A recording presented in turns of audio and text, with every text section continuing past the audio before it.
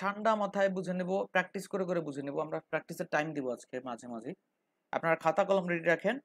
আর আপনাদের সবার কাজ থাকবে এইখানে, আপনারা মনে হয় এই ফোল্ডারটা পেয়ে গেছেন। ড্রপ বক্সে আপনারা 7 মনে হয় পেয়ে গেছেন সবাই, একটু চেক করেন।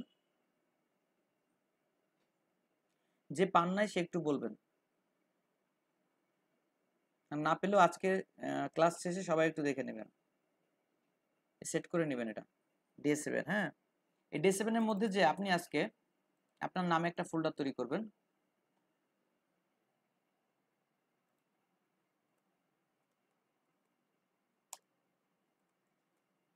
পুরো নামটা লিখবেন।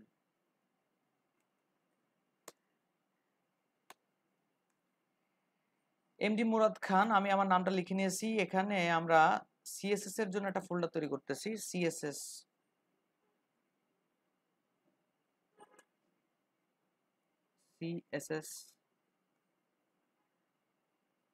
ক্লাস 2, এটা হচ্ছে আমার ফোল্ডারের মধ্যে সিএসএস ক্লাস 2। আমি একটা টেক্সট ফোল্ডার নামে একটা ফোল্ডার তৈরি করে রাখবো।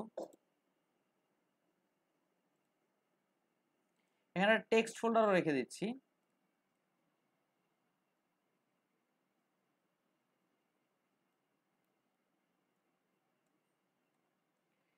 সবাই এই জিনিসগুলো দেখে নেন, শিখে নেবেন। টেক্সট ফোল্ডারে কি থাকবে, আমি যখন বলবো যে এই কথাটা বারবার লেখেন, টাইপ করেন, তখন আপনারা এই ফাইলটা ওপেন করবেন এবং এখানে এক্সাম্পল স্বরূপ টাইপ করতে থাকবেন। ধরেন একটা রুলস বললাম, বলেন এটা 10 বার টাইপ করেন, আপনারা এখানে টাইপ করবেন। তাহলে হবে কি, আমরা ঢুকে দেখতে পারবো আসলে আপনি প্র্যাকটিস করছেন কিনা। বুঝা গেছে? স্যার ক্রিয়েট করাটা আরেকটু দেখান যদি স্যার ভালো হয়। হ্যালো, হ্যাঁ স্যার, ফোল্ডার ক্রিয়েট করাটা যদি আবার একটু দেখান তাহলে ভালো হয় স্যার, আমি খেয়াল করতে পারিনি। ফোল্ডার ক্রিয়েট করবেন ডে 7 এর মধ্যে। এই যে আপনার যে ফোল্ডারটা আপনাকে দেওয়া হয়েছে, আপনি পাইছেন? হ্যাঁ স্যার, ডে 7। আচ্ছা, ডে 7 এর মধ্যে ঢুকে আপনি আপনার নামে একটা ফোল্ডার ক্রিয়েট করবেন। দেখেন সবাই ক্রিয়েট করছে, দেখছেন?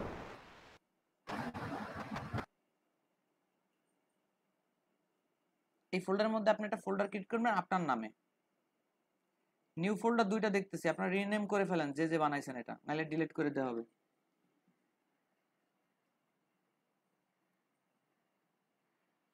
এখানে আপনি ফোল্ডার ক্রিয়েট করবেন এবং সেই ফোল্ডারের মধ্যে আপনি ঢুকবেন।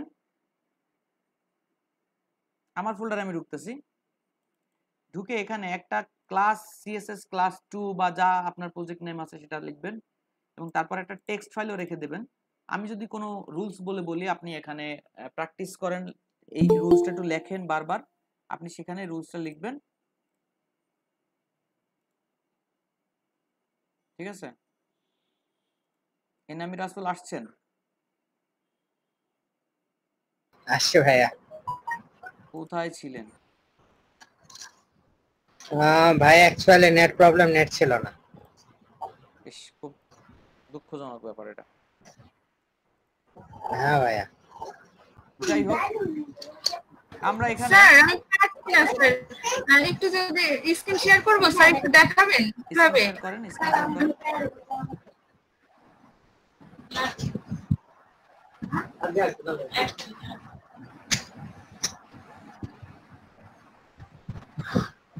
ডে 7 এখন কি ক্রিয়েট এ নিউ ফাইলে দিই? এইখানে কিছু না, আপনি কেটে দেন। এখানে কিছু না, আপনি আপনার ড্রপবক্স ফোল্ডারটাই যান আপনার পিসিতে। আপনার এই পিসিতে 7 এখানে কিছু না, এখানে কিছু না, এখানে কিছু না, এখানে কিছু না। আচ্ছা, এইটা স্যার? হ্যাঁ, ওটা। আচ্ছা, এখান থেকে করব? এখানে আপনি একটা ফোল্ডার তৈরি করেন আপনার নামে।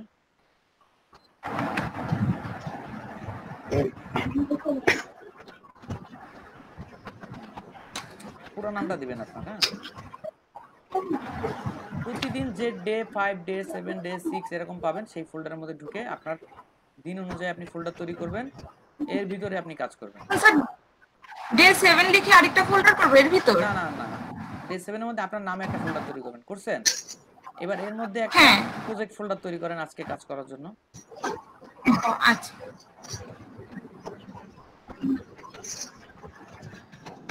যেমন ধরুন আমরা ক্লাস সিএসএস ক্লাস 2 করতেছি আজকে। এটা নরমাল একটা টেক্সট ফাইল রেখে দেন, অনলি টেক্সট।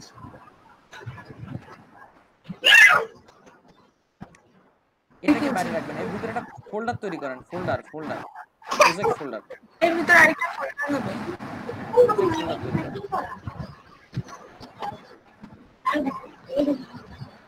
এখানে আপনার প্রজেক্টের নাম লেখেন, আপনার নাম লিখতে হবে না, এখানে লেখেন সিএসএস ক্লাস 2।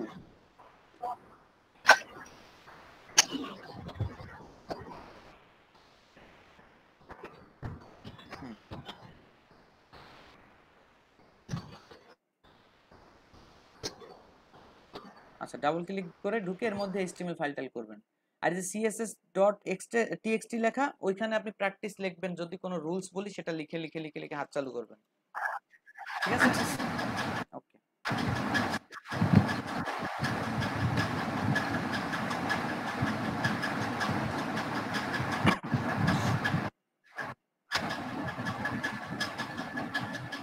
ওকে, তো আমরা আজকে যে ক্লাসটা করব সেটা হচ্ছে এইচটিএমএল এর একদম বেসিক। আমরা শুরু থেকে দেখি। মানে .txt ফাইলটা কিভাবে ক্রিয়েট করলেন ড্রপবক্সে? বুঝি নাই। .txt টেক্সট ফাইলটা কিভাবে আপনি ক্রিয়েট করলেন ড্রপবক্সে ফোল্ডারের মধ্যে? আপনি মানে নিজের ফোল্ডারের মধ্যে একটা নোটপ্যাড সেভ করেন, তাহলেই হয়ে গেছে। যে কোনো নামে, আপনাদের ওই নামে সেভ করতে হবে না, প্র্যাকটিস লিখতে পারেন, যে কোনো কিছু। আমি বলতে চাচ্ছি আপনার একটা খাতা কলম, ভার্চুয়ালি খাতা কলম থাকে না একটা ট্রেনিং এর জন্য, নোট নেওয়ার জন্য, ওইটা হচ্ছে সেইটা। জি। আমি যদি একটা রুলস লিখে দেই যে এই রুলসটা আপনি 10 বার লেখেন টাইপ করে, তখন আপনি ওই ফাইলটাতে 10 বার টাইপ করে লিখবেন, সিনিয়ররা আপনার ওই ফোল্ডারে যায় দেখবে আপনি আসলে লিখতেছেন কিনা। আচ্ছা, ঠিক আছে। কথা বুঝছেন?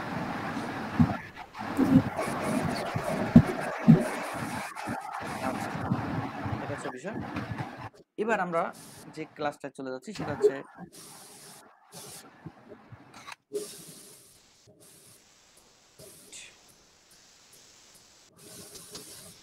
ক্লাস চলাকালীন যদি কোনো প্রশ্ন থাকে ওইখানে আমাকে থামাই দিয়ে জিজ্ঞেস করে নেবেন, ঠিক আছে? সবাই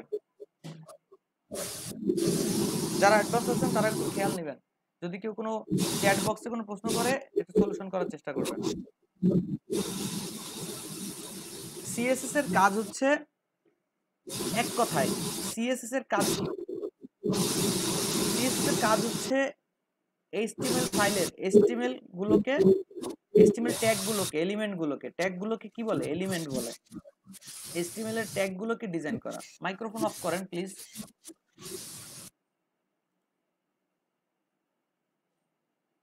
থ্যাংক ইউ।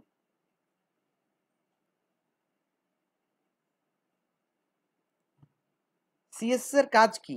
সিএসএস এর কাজ হচ্ছে এইচটিএমএল ফাইলের এইচটিএমএল এলিমেন্ট গুলোকে ডিজাইন করা, শেষ। আর কোনো কথা নাই, এরপরে আর কোনো কথা নাই। ধরেন ওর কাজ হচ্ছে কি, যে এইচটিএমএল যত ট্যাগ আছে সেই ট্যাগ গুলোকে ও ডিজাইন করাই হচ্ছে ওর কাজ, স্টাইল দেওয়া ওর কাজ। এখন বলা যেতে পারে, এখানে একটু কারেকশন করে আরো ভালোভাবে বলা যেতে পারে, বডি ট্যাগ থেকে শুরু করে বডি ট্যাগের ভিতরে যাবতীয় সকল ট্যাগকেই সিএসএস ডিজাইন করতে পারে, এইচটিএমএল এলিমেন্ট গুলোকে ডিজাইন করতে পারে।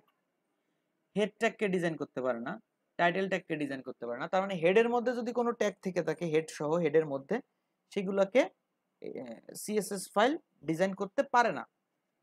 এটা হচ্ছে ব্যাপার। সিএসএস এর কাজ হচ্ছে এইচটিএমএল ট্যাগ গুলো কিভাবে ডিসপ্লে হবে সেটা নির্দেশ করা।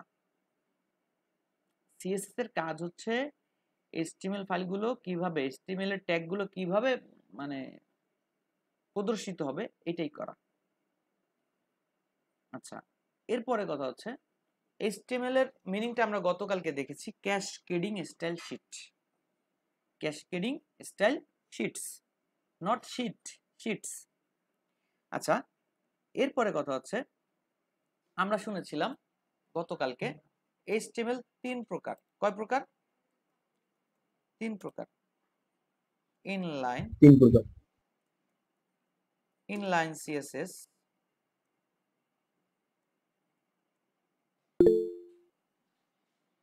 ইন্টারনাল সিএসএস এক্সটার্নাল সিএসএস, এটাই আমরা দেখেছিলাম।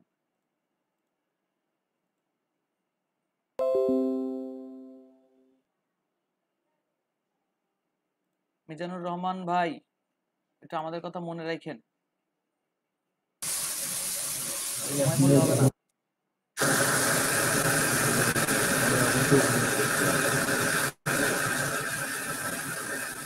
মিজানুর রহমান তো প্রেজেন্ট করা হয়েছে ওই সময়।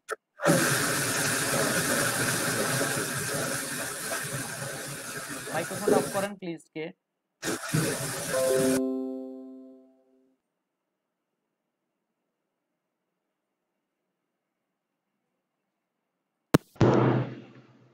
আচ্ছা, আমার কথা কি শোনা যাচ্ছে? ক্লিয়ার?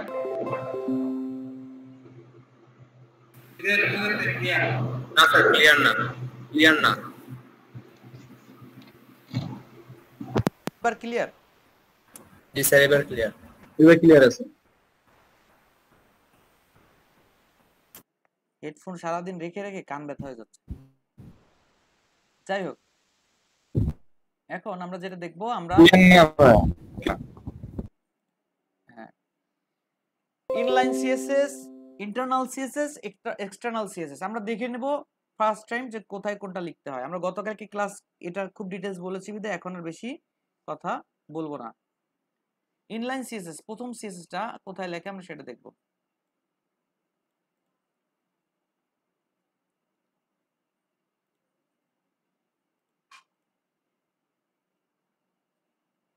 একটা HTML ফাইল নিয়ে নিচ্ছি।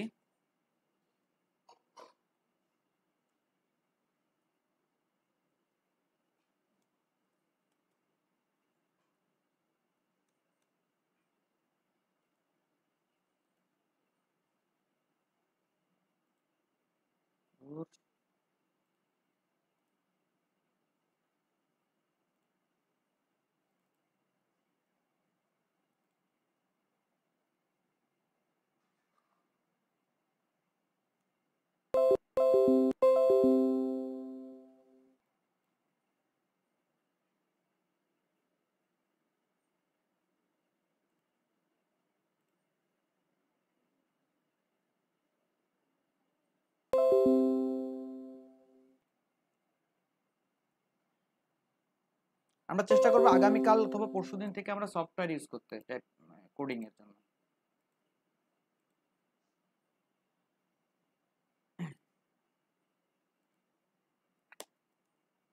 যে কোডটা বুঝবেন না বা যেটাকে নতুন মনে হবে আমাকে একটু জিজ্ঞেস করে নেবেন, আমি সোজা মানে আগাচ্ছি।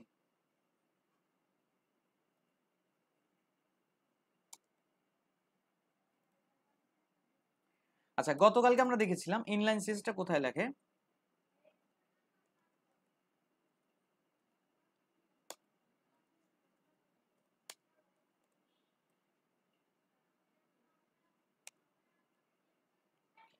আচ্ছা, ইনলাইন শব্দের অর্থ হচ্ছে লাইনের মধ্যে। কোন লাইনের মধ্যে? যেই ট্যাগটা ডিজাইন করবেন সেই ট্যাগটা লাইনের মধ্যে, যেই ট্যাগটা ডিজাইন করবেন সেই ট্যাগটা লাইনের মধ্যেই আপনার ইনলাইন সিএসএস লিখতে হবে। আবার ক্লিয়ার করতেছি, ইনলাইন মানেই হচ্ছে লাইনের মধ্যে যে ট্যাগটা আপনি ডিজাইন করতে চান সেই ট্যাগের মধ্যেই আপনাকে সিএসএসটা লিখতে হবে। আমরা একটা ট্যাগ ডিজাইন করতেছি।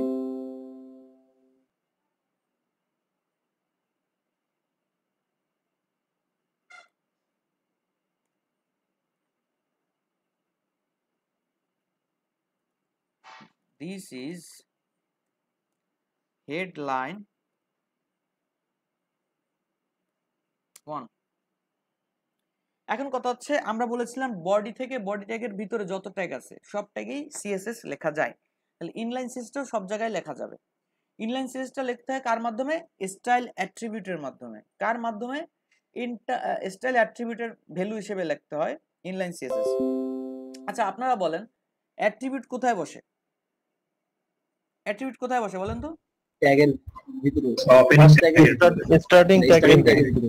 হ্যাঁ, কনক রায় বলেন। কনক রায় বলেন। কনক রায়।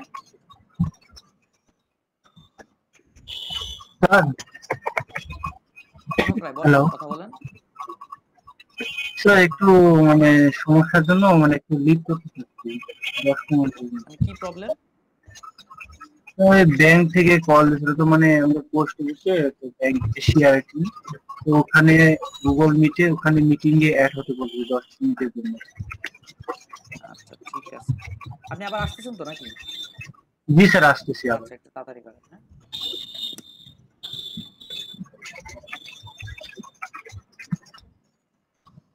তো আমার প্রশ্নটা ছিল যে যে মানে অ্যাট্রিবিউট কোথায় লেখে, কোথায় লেখে বলেন?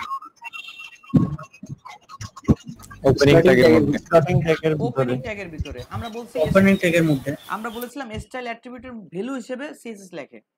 পারমিশনটা করতেছি এইচটিএমএল ফাইলের মধ্যে আমি পারমিশন করতেছি যে আমরা কি করব, যে সিএসএস লিখব। কার মাধ্যমে? ওপেনিং ট্যাগের মধ্যে স্টাইল অ্যাট্রিবিউট লিখে সেখানে বলবো এইখানে আমরা সিএসএস লিখব, এই জায়গাটার মধ্যে সিএসএস লিখব, এখানে আর এইচটিএমএল লেখা যাবে না। তো আমরা একটা উদাহরণস্বরূপ লিখেছিলাম, উদাহরণ আমরা গতকালকে দেখেছি, আজকে আর উদাহরণ না, আজকে ডিরেক্ট বিষয়টা শিখবো। এখানে আমরা সিএসএস লিখবো, এটা তো ক্লিয়ার। কারো কোনো প্রশ্ন আছে এই জায়গায়? ইনলাইন সিএসএস এখানে লিখতে হয়। কারো কোনো প্রশ্ন আছে? দ্রুত রেসপন্স করেন, না ভাইয়া। প্রশ্ন থাকলে বলতে হবে কিন্তু। ওকে ওকে, থ্যাংক ইউ।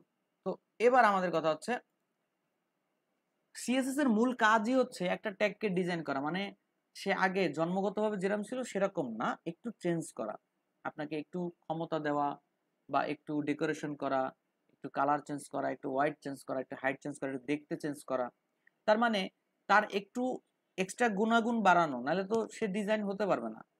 তো সেক্ষেত্রে আমরা অ্যাট্রিবিউটের সাথে এটা মিল পাই, এইচটিএমএল অ্যাট্রিবিউটের সাথে এটা মিল পাই, right?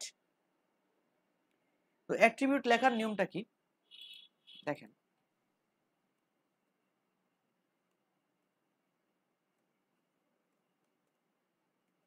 Attribute name equal double quotation value, এটা ছিল।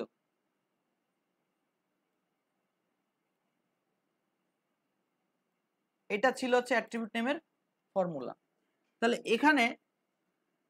এখানে যে আপনি ডিজাইন করবেন, ধরেন কালার চেঞ্জ করবেন, ধরেন আপনার কালার, তাহলে এখানে অ্যাট্রিবিউট কালার চেঞ্জ করতেছেন, কালার অ্যাট্রিবিউট, এবং কালারের যে মানে যেই কালারটা আপনি লিখবেন সেটা হচ্ছে ভ্যালু। তাহলে এখানে সিএসএস এ অ্যাট্রিবিউটের সাথে এর মিল আছে। তাহলে সিএসএস এর মূল যে ব্যাপারটা সেটা হচ্ছে অ্যাট্রিবিউটের জায়গায় নাম আসবে প্রপার্টি নেম।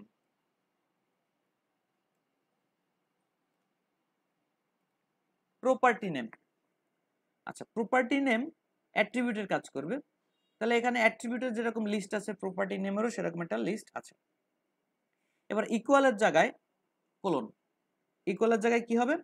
ক্লোন, তারপরে ডিরেক্ট ভ্যালু, মানে এখানে ডাবল কোটেশনের কোনো দরকার নাই, এরপরে সেমিকোলন দিয়ে ক্লোজ, একটা প্রপার্টি ক্লোজ। আমি বুঝাতে পারছি কথাটা? স্যার আরেকটু বিষয়টা হচ্ছে অ্যাট্রিবিউটের জায়গায় এখানে আসছে প্রপার্টি সিএসএস এ, ক্লোনের জায়গায় আসছে ইকুয়ালের জায়গায় আসছে ক্লোন, ডাবল কোটেশনের পার্টটা নাই, এখানে ডিরেক্ট ভ্যালু, তারপরে সেমিকোলন দিয়ে ক্লোজ একটা প্রপার্টি। ধরেন আপনাকে বলবো হচ্ছে আপনি হাঁটবেন, হেঁটে কোথায় যাবেন সেটা হচ্ছে ভ্যালু, কিন্তু হাঁটবেন এটা হচ্ছে প্রপার্টি। তারপরে আপনি হেঁটে ওখানে যে বসবেন, এই যে বসবেন, দুইটা কাজ বললাম, দুইটা প্রপার্টির কাজ হলো, বুঝতে পারছেন?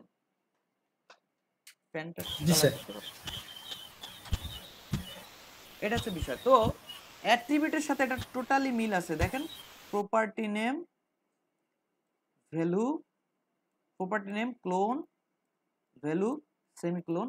আজকে প্রথম কাজ হচ্ছে এটাকে মুখস্থ করে ফেলা, কোনো রকম ভুল করার কোনো সিস্টেম নাই। এই ফরম্যাটটাকে, মানে এই সিনট্যাক্সটাকে যদি বলা হয় যে প্রপার্টি লেখার নিয়ম কি, সিএসএস প্রপার্টি লেখার নিয়ম কি, জাস্ট এটা property name clone value semicolon, বুঝা গেছে? অ্যাট্রিবিউটের কাজ যেহেতু করে, অ্যাট্রিবিউট যে কাজ করে এও সেই কাজ করে। অ্যাট্রিবিউটের অনেক সীমাবদ্ধতা আছে, এ অনেক জায়গায় এখানে স্মুথ, অনেক কাজ করতে পারে। আরেকটু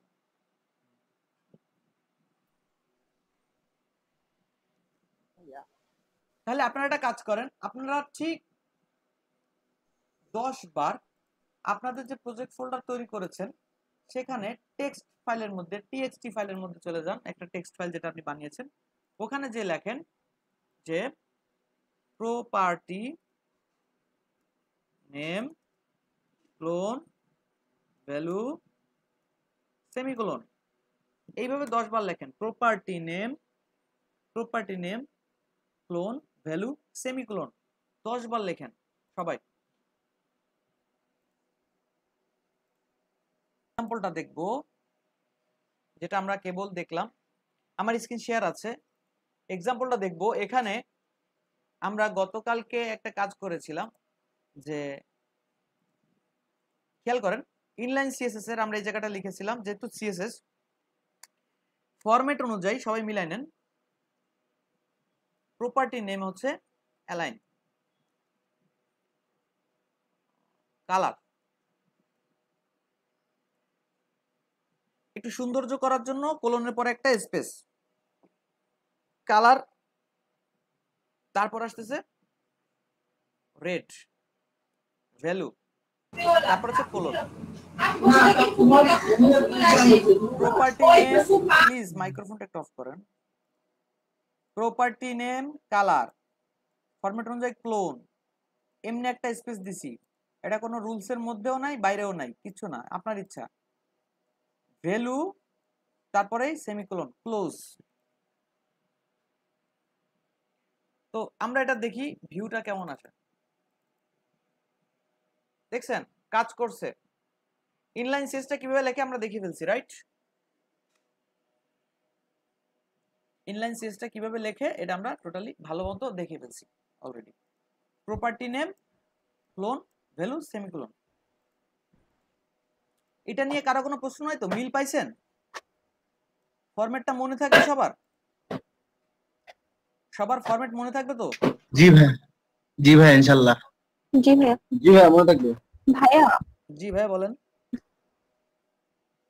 আমরা হেড বডির মধ্যে যা কিছু লিখি ওটা মানে লেখাটা ছোট হাতের অক্ষর বা বড় হাতের অক্ষর হলে কোনো সমস্যা হবে না তো? না না হবে, মানে আপনি যে যেহেতু কন্টেন্টটা আপনি দিবেন, সিএসএস টা একবার, হ্যাঁ আপনি যে কন্টেন্টটা দিবেন এই কন্টেন্ট আপনি যা ইচ্ছা তাই দেন, কিন্তু আপনি এসটিএমএল ট্যাগ, অ্যাট্রিবিউট, ভ্যালু এগুলো কোনো কিছুই ক্যাপিটাল লেটার দিতে পারবেন না। হ্যাঁ হ্যাঁ ওইগুলো বাদে মানে ওর ভিতরে যা লেখা হবে ওগুলো তো ছোট হাত বড় হাতের হলে সমস্যা হবে না। ঠিক আছে, আচ্ছা ওকে। কোডটা আরেকবার একটু দেখতে চাই। আচ্ছা, আমাদের মধ্যে অনেকেই আছেন যারা একটু স্লো ছিলেন, শুরু থেকে মিস করেছেন, অনেক গ্যাপিংস আছে, তো তাদের জন্য আমি বলতেছি যে দেখেন আমরা অনেক আগে চলে আসছি বলে আপনারা রাগাবেন না তা কিন্তু না। বিষয়টা হচ্ছে আপনি ক্লাস 2 নাম্বার ক্লাস করতেছেন, নো প্রবলেম, আপনি করেন, আপনি আস্তে আস্তে শিখেন, আমরা আছি আপনার সাথে, এই ট্রেনিং এর টোটাল ফ্যামিলি আপনার সাথে থাকবে, কোনো সমস্যা নাই, যে কোনো ধরনের হেল্প আমরা সবাই করব।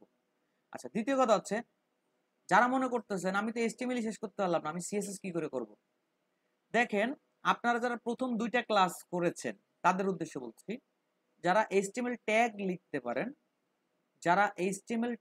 লিখতে পারেন, তারা আজকে থেকে সিএসএস এর ক্লাস শুরু করতেছেন। ধরে নেন আপনি যতটুকু জানেন অতটুকু এইচটিএমএল, বাকি আর কিছু নাই। এখন আপনি এর ওইটুকুর উপর ডিপেন্ড করে সিএসএস শুরু করবেন, কারণ এই এইচটিএমএল ট্যাগ যে লিখতে পারে সিএসএস এর কোড আজকে ক্লাস শুরু হচ্ছে, অর্থাৎ খালি সিএসএসটা ভালো মতো শিখে নেন, তাহলে এইচটিএমএল এর বাকি যেগুলো আপনি ফেলে আসছেন আস্তে আস্তে কভার করেন, কোনো সমস্যা নেই। কারণ আপনি এইচটিএমএল এর ট্যাগে কোথায় সিএসএস লেখে, কোথায় কি লেখে, আজকে আপনি সেটা পরিপূর্ণভাবে ঠিকমতো দেখে নিলে সিএসএস এর ক্লাসটা আপনার জন্য সহজ হবে। ভাই আরেকটা প্রশ্ন ছিল, আমি কালারে যদি রেড এর জায়গায় অন্য কোনো কালার দেই, যে কোনো কালারের নাম দিলে কি কালারটা শো করবে? হ্যাঁ, যে কোনো কালারের নাম দিলে কালার শো করবে। আরজিবি প্যাটার্নে আমাদের কোড আছে 6টা কোড, সেটা দিয়েও আপনি কোডের মাধ্যমেও, ফটোশপে যারা কাজ করেছেন তারা জানেন ওখানে আরজিবি কোড আছে, তারপরে আপনার কয়েকটা কোডিং আছে, তা আপনারা এই মানে হেক্সা কোড আছে, এগুলা দিয়েও আপনি কালার কোড দিয়েও বসাতে পারেন। যেমন আমি এখানে একটা কালার কোড দিচ্ছি। গুগলে সার্চ দিলে অনেক পাওয়া যায়, গুগলে সার্চ দিলে। হ্যাঁ, আপনি ফটোশপে যাবেন, কালার কোড কপি করবেন, চলে আসবে। এটা এখানে হয় কিনা দেখে নি, এখানে হয় কিনা দেখে নি। না, এখানে কালার কোডটা দেখা যায় না। ফায়ারফক্স হলে আপনি কালার কোডটা দেখার ওই যে আইড্রপার একটা আছে। তবে আপনি ফটোশপে গেলে আপনি এরকম কোড পান না অনেক সময়, কালার কোডটা এরকম না,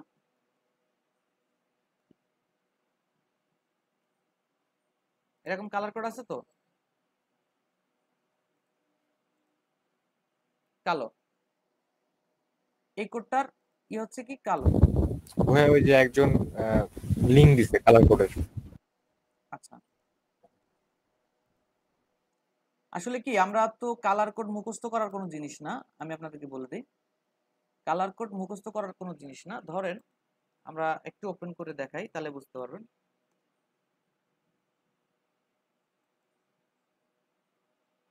ফায়ারফক্সে যাই, ফটোশপে না যাই, ফায়ারফক্স। ভাই গুগলে সার্চ করলে তো হিউজ। না না, আমি ওটা বলতেছি না। কালার কোড দিয়ে আপনি কি করবেন, আপনাকে যদি একটা কালার ক্লায়েন্ট পাঠায় দেয়, আপনি যদি সেই কালারটা কোডটা না বের করতে পারেন, তাহলে এই যে এখানে কালার রয়েছে এটা দেখে আপনি কি করবেন, মানে অনেক কোড আছে, কিন্তু কোড দেখে তো আপনি মুখস্থ করে রাখতে পারবেন না যে এই কালার এই কোড, এই কালার এই কোড। আপনি কি করবেন দেখেন, ফায়ারফক্স ফটোশপে এরকম একটা টুল আছে, এই দেখেন, এই টুলটা দেখছেন, দেখা যাচ্ছে এই টুলটা দেখছেন? জি ভাই। এই টুলটার মতো ফটোশপে আইড্রপার টুল আছে না, আইড্রপার টুল, ওখানে ক্লিক করলে ধরেন আমরা এই কালারটা নিব। জি ভাই, দেখা যাচ্ছে। এখান থেকে কপি দিলাম, এই দেখেন এখান থেকে যে কোনো এক জায়গায় আমি এই কালারটা নিব। কোনটা নিব? এটাই নিব, এখানের কালারটা নিব। আমি কপি করলাম, কপি করে নিয়ে আসলাম। খেয়াল করেন, ফটোশপটা আমরা অফ করে দিই। আমরা যখন ফটোশপে যাব তখন আমরা এগুলো দেখাই দিব, ঠিক আছে?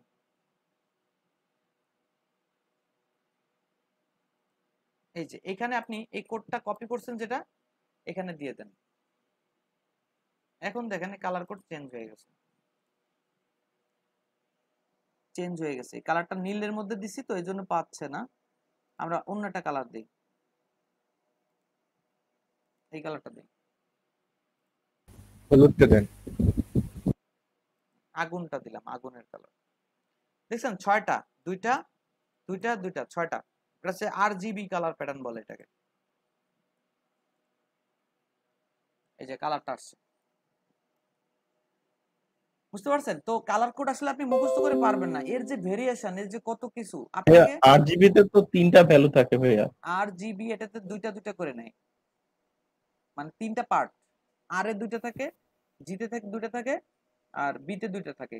এটা হচ্ছে আর এ রেড, জিতে আপনার গ্রিন, আর বিতে ব্লু। এই তিনটার মিশ্রণের মাধ্যমে Green, এত এত black. কালার ই করে। ব্ল্যাক, ব্ল্যাক, হ্যাঁ ও ব্ল্যাক, এটা ব্ল্যাক থাকে। আচ্ছা, যেমন ধরেন আমরা একটা জায়গা আছে যেখানে মানে কোনো কালার নাই, ব্ল্যাক না ভাইয়া, ওটা ব্লু ভাইয়া। ব্লুই হয়। ব্লু ভাইয়া, আমি সেটা আরজিবি জানি, আরজিবি এটা ব্লু হবে ভাইয়া। ব্লু হবে, ব্ল্যাক না। তো এটা হচ্ছে আপনার এই কালার কোডে যেখানে দেখবেন, আসলে আমরা পৃথিবীতে এটা যেভাবে আবিষ্কার করা, আমরা যেখানে কোনো কালার দেখতে পাই না, টোটালি মানে কোনো কালার নাই, যেখানে এই যে আরজিবির মানে গ্রিন, রেড, ব্লু এর কোনো কালারটার মিশ্রণ যেখানে নাই, টোটালি কিছু নাই, সেটা আমরা কালো দেখি। জি স্যার। সেটা আমরা কালো দেখি, মানে আপনারা কালো যে কালারটা দেখেন এটা আসলে কোনো কালার না, ওখানে কোনো কালারই নাই, এই জন্যই কালো। কালোটাতে ভাইয়া সবগুলো কালারই আসলে থাকে, যেটা সাদা থাকে ওইটাতে কোনো কালার থাকে না। স্যার সাদাতে সবগুলো না না না, এটা সবগুলো থাকলেই সাদা, না থাকলে উল্টা বলছো। হ্যাঁ, এখানে একটা ক্রসিং আছে। সবগুলোতেই ভাইয়া কালো হয় আসলে, সবগুলো দেখাইলে যদি কালার থাকে তাহলে এটা ব্ল্যাক হয়। দেখেন এই কোডটার অর্থ বুঝেন, না, সবগুলো কালার থাকলে সেটা সাদা হয়। এই কোডটার অর্থ বুঝেন। 1 2 3 4 5 6 আরজি নাই, কিছু নাই। এটা হচ্ছে 0, 6টা 0 আছে, বা আমি 3টা দিব, 6টা জায়গায় 3টা দিলেই হবে, মানে RGBর 3টাই 0 0 রয়েছে। দেখেন এটা কালার হবে কালো, এটা কালার হবে কালো। আমি জানি কি যেখানে কোনো কালার থাকে না সেটাই কালো। এখন আপনি অন্য সেন্সে বলতে পারেন, যেমন ধরেন রেড, গ্রিন, ব্লু মিলালে কালোই হয়, এটা ঠিক আছে আপনার কথা, কিন্তু যেটা মানে কম্পিউটার বা যেটা মানে কালার নিয়ে যে যতগুলো জায়গায় পাইছি আমি সব জায়গায় এরকমই বলছে যে RGB কালারের প্যাটার্নের যদি কোথাও মানে ওইখানে কোনো কালার না থাকে তাহলে সব কি হবে, ব্ল্যাক হয়ে যাবে। যদি এখানে সব F দিয়ে দেন, 3টা F, তাহলে এটা সাদা, এটা তখন সাদা নাই, কিন্তু আছে। যাই হোক, এটা আমাদের অত চিন্তা করে লাভ নাই, আমরা ফটোশপ থেকে কালার নিব, এখানে দিয়ে দেবো, কোনো সমস্যা নাই। আর এটা আমরা যখন ফটোশপ দিয়ে কাজ করা শিখবো, কালার সিলেকশন কিভাবে কি করে, আমাদের এটা পিএইচডি থেকে কিভাবে কালার নেয়, তখন আমরা দেখবো যে কিভাবে করে। আচ্ছা যাই হোক, আমরা এখানে নরমালি রেড লিখে রাখি, আমরা এই ক্রসিং এ না যাই। ভাইয়া আপনি বললেন কোটেশন থাকে না সিএসএস, এখানে যে আপনি কোটেশন দিচ্ছেন। ভাইয়া আমি একটা কথা বলছি, সেটা হচ্ছে এই স্টাইল অ্যাট্রিবিউটের ভ্যালু হিসেবে সিএসএস যায়। এখন আপনি খেয়াল করেন, আচ্ছা এটা হচ্ছে স্টাইল অ্যাট্রিবিউট, এটা হচ্ছে তার ভ্যালুর জায়গা, বুঝতে পারছেন? ক্লিয়ার? জি। তাহলে ইনলাইন সিএসএস এর ব্যাপারটা আপনারা ক্লিয়ার কিনা? আমরা অ্যাট্রিবিউটের মতোই সিএসএস এ প্রপার্টি একাধিক ইউজ করতে পারি। অ্যাট্রিবিউট যেরকম একটা ট্যাগের মধ্যে একাধিক ইউজ হয়, সিএসএস এ প্রপার্টি একাধিক ইউজ হতে পারে। একটা লোকের অনেকগুলো কাজ থাকতে পারে। যেমন ধরেন এটা কালার বলছে রেড, আর ফন্ট সাইজ, আমরা কিন্তু দুইটা প্রপার্টি নেম জেনে যাচ্ছি। দেখেন ফন্ট সাইজ আমরা দিলাম 50 পিক্সেল। এখানে যখন এই সাইজ বলে দিতে হয়, সিএসএস এর যখন সাইজ বলে দিতে হয় তখন কি করতে হয়, সিএসএস যখন সাইজ বলে দিতে হয় এখানে তখন আপনার সাইজটা পিক্সেলে অথবা ইঞ্চিতে অথবা ইএম এরকম অনেকগুলো সংকেত আছে যেগুলোতে আমরা মানে সাইজের কাউন্টিংটা করি, স্কেলিংটা করি, মানে ইঞ্চি অথবা পিক্সেল এগুলা। তো আমরা বেশিরভাগ সময় যারা বেসিকে আসি তাদেরকে ইঞ্চিতে না যাওয়াই ভালো, পিক্সেল আর পার্সেন্টেজে থাকা ভালো, ঠিক আছে? সহজ হবে আমাদের জন্য। আস্তে আস্তে আমরা অ্যাডভান্স লেভেলে যাব এবং সেখানে আমরা নিজেরাই ডিসিশন নিব যে আমরা ইঞ্চিতে কাউন্ট করব না পিক্সেলে কাউন্ট করব, যেটা আপনাদের ভালো হয়। এখানে দুইটা ভ্যালুর মধ্যে স্পেস হবে না? হ্যাঁ, এটা স্পেস আছে, এই যে একটা স্পেস আছে, এখানে একটা স্পেস আছে। তার মানে প্রপার্টি নেম যখনই আপনি লিখবেন তখন আপনাকে স্পেস দিতে হবে, দুইটা প্রপার্টি আলাদা করতে হবে। এই প্রপার্টির ফরম্যাট অনুযায়ী এটা শেষ হয়েছে এখানে, তারপরে আবার এখান থেকে শুরু হয়েছে, এটার ফরম্যাট হচ্ছে এখানে শেষ। ক্লিয়ার? তো আমরা দেখি এবার ডিজাইনটা চেঞ্জ হয়েছে, ফন্ট সাইজটা আরো বড় হয়েছে, রাইট? ফন্ট সাইজটা আরো বড় হয়েছে। আচ্ছা, এবার কথা হচ্ছে আমরা ইন্টারনাল সিএসএস দেখলাম, ইনলাইন সিএসএস দেখলাম, এবার ইন্টারনাল সিএসএসটা দেখব। ইন্টারনাল সিএসএসটা আমরা গতকালকে দেখেছিলাম, যেটা হেডের মধ্যে বসে। যেহেতু এটা ইন্টারনাল ব্যাপার, তার মানে এটা বাইরের কোনো কিছুর সাথে সংযোগ হবে না। ইন্টারনাল মানেই হচ্ছে এই পেজেরই যেহেতু ইন্টারনাল ব্যাপার, তাহলে এই এইচটিএমএল ফাইলের ভিতরেই এ অবস্থান করবে। এই এইচটিএমএল ফাইলের ভিতরে কোথায় অবস্থান করবে এটা আমাদেরকে দেখতে হবে। এটা হচ্ছে হেডের মধ্যে অবস্থান করবে। কোথায়? হেডের মধ্যে স্টাইল ট্যাগের ভিতরে।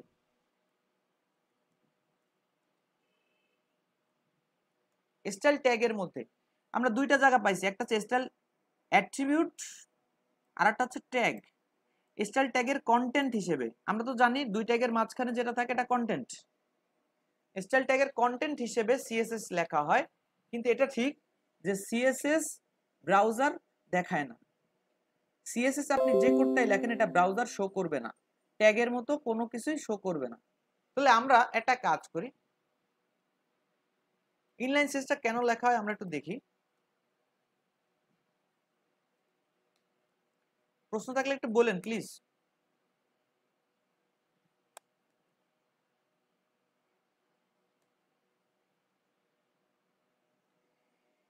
ইন্টারনাল সিএসএসটা কি করে লেখা হয় আপনারা দেখেছেন যে আমরা এখানে অলরেডি লিখেছি।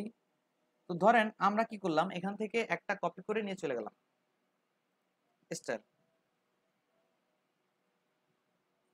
আমাদের এখানে কয়টা ছিল? 5টা। 5টাই কপি করে দিলাম এখানে, 5 জনের জন্য 5টা। ভাইয়া স্টাইলের কাজটা একবার বলতেন, আমার নেট কানেকশন ছিল না।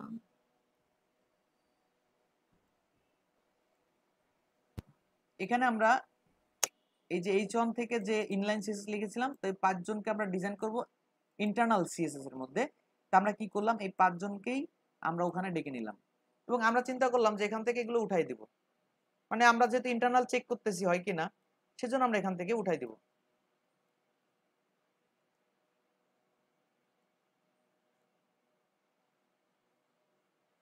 আমি এটা মুছে দিচ্ছি না এই কারণে যে ইন্টারনাল ইনলাইন সিএসএসটা কোথায় লাগে সেই জায়গাটা আপনাদের দেখানোর জন্য, যেহেতু এই ফাইলটা আপনারা পরে প্র্যাকটিস করবেন, এটা দেখার জন্য এখানে রেখে দিছি। বাট ভ্যালু না থাকলে এই স্টাইল এই অ্যাট্রিবিউটের কোনো দরকার নাই। আচ্ছা, এবার কথা হচ্ছে পিক্সেলটা একটু চেঞ্জ করে দেন স্যার। হ্যাঁ, কি করব? পিক্সেলটা কেন? কারণ তাহলে বোঝা যাবে কি পরিবর্তন হচ্ছে। আমরা তো পরিবর্তন করেই দেখলাম যে এটা অনেক বড় হয়ে গেছে নরমালের থেকে। এটা কিন্তু অনেক বড় হয়ে গেছে, বুঝছেন? তাহলে তাহলে আর এটা পাঁচটা আপনি একটু পাঁচটা প্র্যাকটিস লাইন করে নেন, আপনি একটু চেঞ্জ করে নিলে আপনি বুঝতে পারবেন ব্রাউজারে। এটা আসলে কোনো ইম্পর্টেন্ট ইস্যু না, এটা জাস্ট আপনি একটু চেঞ্জ করলে আপনি নিজেই দেখতে পাবেন। ভাইয়া এখানে ফন্ট স্টাইল গুলো চেঞ্জ করা যায় না? অনেক কিছু করা যায়, আমাকে একটু আগাতে দেন। না আগালে আসলে বলবো কি করে? আমি একটু আগাই, দেখেন। এই যে বিষয়টা দেখলেন, আমরা কি করলাম, ইন্টারনালে যেহেতু সিএসএস লেখা যায়, আমরা কি করলাম, স্টাইলগুলো কপি করলাম, ইন্টারনালে দিয়ে দিলাম। এবার দেখেন, কোন ভাইজানে বলছিলেন যে ফন্টটা চেঞ্জ করে দেন, দেখেন আমি ফন্টটা চেঞ্জ করছি কিনা এখানে রিফ্রেশ দিলে আপনি দেখতে পাবেন কত ছোট ছোট 5টা চলে আসছে। আমাদের আগেরটা সাইজ অনেক বড় ছিল না? আগেরটা সাইজ বড় ছিল না ভাই? এখন দেখেন এটা 5টা আমি দিলাম, 5টার সাইজই অনেক ছোট। তার মানে সিএসএসটা কাজ করে নাই, সিএসএসটা কাজ করে নাই। তো সেক্ষেত্রে এখানে প্রবলেমটা কি, কেন কাজ করলো না? আমি একটু ভেঙে বলি বিষয়টা। এই যে ইনলাইন মানে একদম লাইনের ভেতর থেকে কমান্ড আসতেছে। যেমন ধরেন আপনার বিবেক আপনাকে যা বলে, তখন তো আপনার নাম ধরে বলে না, বিবেক আপনার ভিতর থেকেই কথা বলে এবং আপনাকেই বলে। যেমন ধরেন এটা করা ঠিক হয় নাই, তোমার ওইটা করা ঠিক হয় নাই, তোমার এটা করা ঠিক হয় নাই, তুমি ওইটা খুব ভালো করছো, এগুলো বিবেক আপনাকে বলে। তখন কিন্তু নাম ধরে বলে না, বলে? বিবেকের আপনার নাম ধরে বলা লাগে না এই কারণে যে বিবেক আপনাকেই বলে, বিবেক আপনার পাশের জনকে বলার ক্ষমতা রাখে না। এই ইনলাইন সিএসএসটা এরকম কমান্ড, এই কমান্ডটা ঠিক এরকম, এই ডিজাইনের কমান্ডটা। কিন্তু ইন্টারনাল সিএসএসটা দেখেন একটু দূর থেকে কমান্ড কন্ট্রোল করতেছে, একটু দূর থেকে। ধরেন আপনারা 30 থেকে 35 জন আছেন আর আমি আপনাদেরকে কন্ট্রোল করতেছি এই মুহূর্তে। তো আমি যদি আপনাদেরকে এই মুহূর্তে কন্ট্রোল করে, একটু খেয়াল করেন, তো আমি বললাম কি যে সামনে আসেন, 35 জনকে বললাম সামনে আসেন। আমি কাউকে উদ্দেশ্য করে বললাম না, আবার 35 জনকে বললাম কিনা তাও ঠিক নাই, আমি বললাম সামনে আসেন। এখন আপনারা কে শুনবেন আর কে শুনবেন না? কেমন হয়ে গেল না বিষয়টা? যেহেতু একজন কন্ট্রোলার সামনে বসে কথা বলতেছে, সে যদি বলে সামনে আর চলে আসেন, কয়জন আসবেন, কিভাবে আসবেন, এর কোনো ঠিক ঠিকানা নাই। কেউ চিন্তা করবেন আগে ও যাক পরে আমি যাব না, বিষয়টা হয়ে কি হবে, কোনো কাজই হবে না। সেক্ষেত্রে আপনারা একটু খেয়াল করেন, এই কন্ট্রোলার যে থাকবে তাকে বলে দিতে হবে যে রিপুন ভাই সামনে আসেন, বা রাকেশ ভাই সামনে আসেন, বা ক্লাস 7 সামনে আসেন।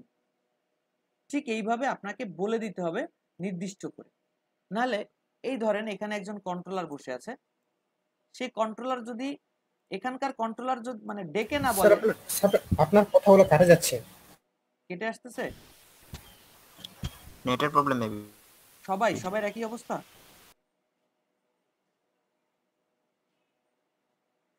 হ্যালো হ্যালো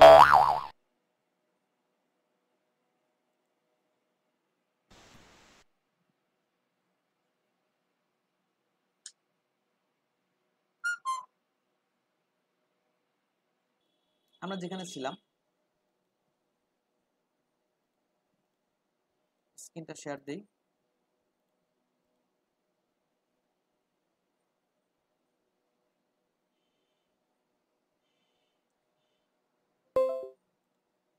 আমরা যেখানে ছিলাম, তো আমরা যেটা বলতেছিলাম, বাইরে থেকে যদি কেউ কমেন্ট করে, সে যদি সিলেক্ট করে না দেয় যে এই 35 জনের মধ্যে আমি কাকে বলতেছি, তাহলে এই কমেন্ট কোনো কাজে লাগবে না। সেক্ষেত্রে কি হয়েছে, আমরা কি করলাম, আমরা সিলেক্ট করলাম এই কয়জনের মধ্যে, এখানে 5 জন আছে, এই 5 জনের মধ্যে কাকে আমরা ডাকবো, আমরা একজনকে ডাকলাম, এই জনকে ডাকলাম, কাকে ডাকলাম,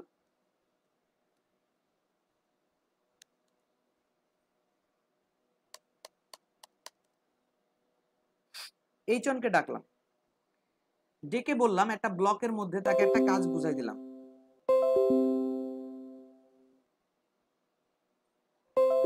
সেকেন্ড ব্র্যাকেট দিয়ে কি করলাম, তাকে একটা কাজ বুঝাই দিলাম।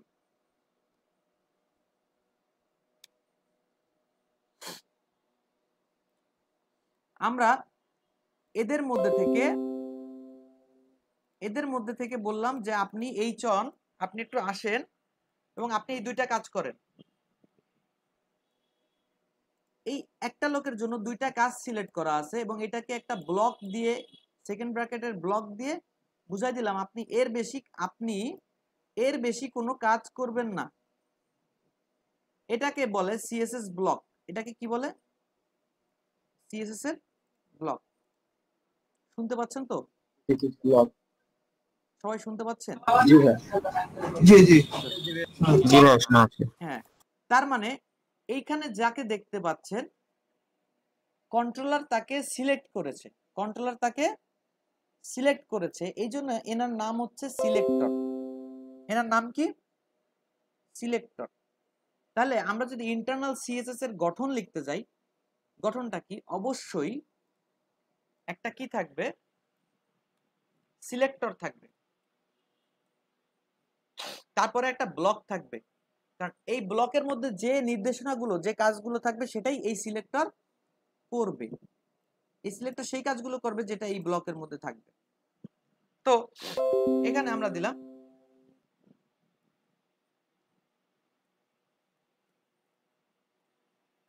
Attribute name clone value semicolon,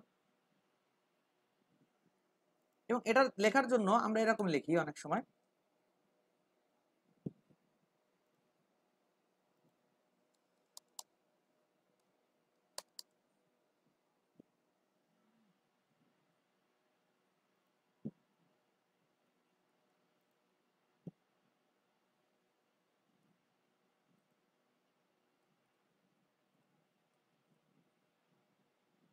selector block লিখলাম, ব্লক শেষ করলাম,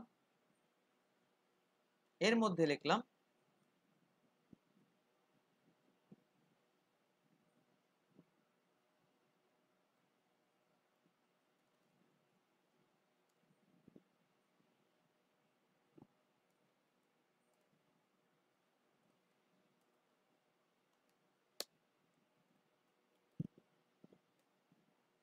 এবার যদি আমি আরেকটা অ্যাট্রিবিউট লিখতে চাই, তাহলে আমরা কিভাবে লিখলাম,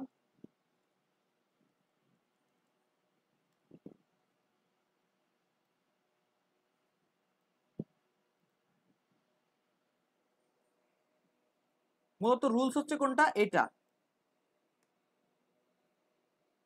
বিষয়টা হচ্ছে কি, একটা সিলেক্টর থাকবে, তার জন্য একটা ব্লক থাকবে, সেই ব্লকের মধ্যে নির্দিষ্ট করা থাকবে যে কোন কোন কাজ এই সিলেক্টর করবে।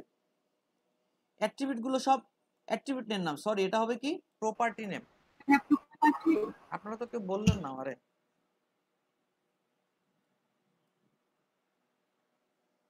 প্রপার্টি নেম, ঠিক আছে? এটা হচ্ছে আপনাদের ফরম্যাট ইন্টারনাল সিএসএস লেখার, যেটা আপনারা অলরেডি করেছেন। এটা লেখার পরে দেখেন কি হচ্ছে,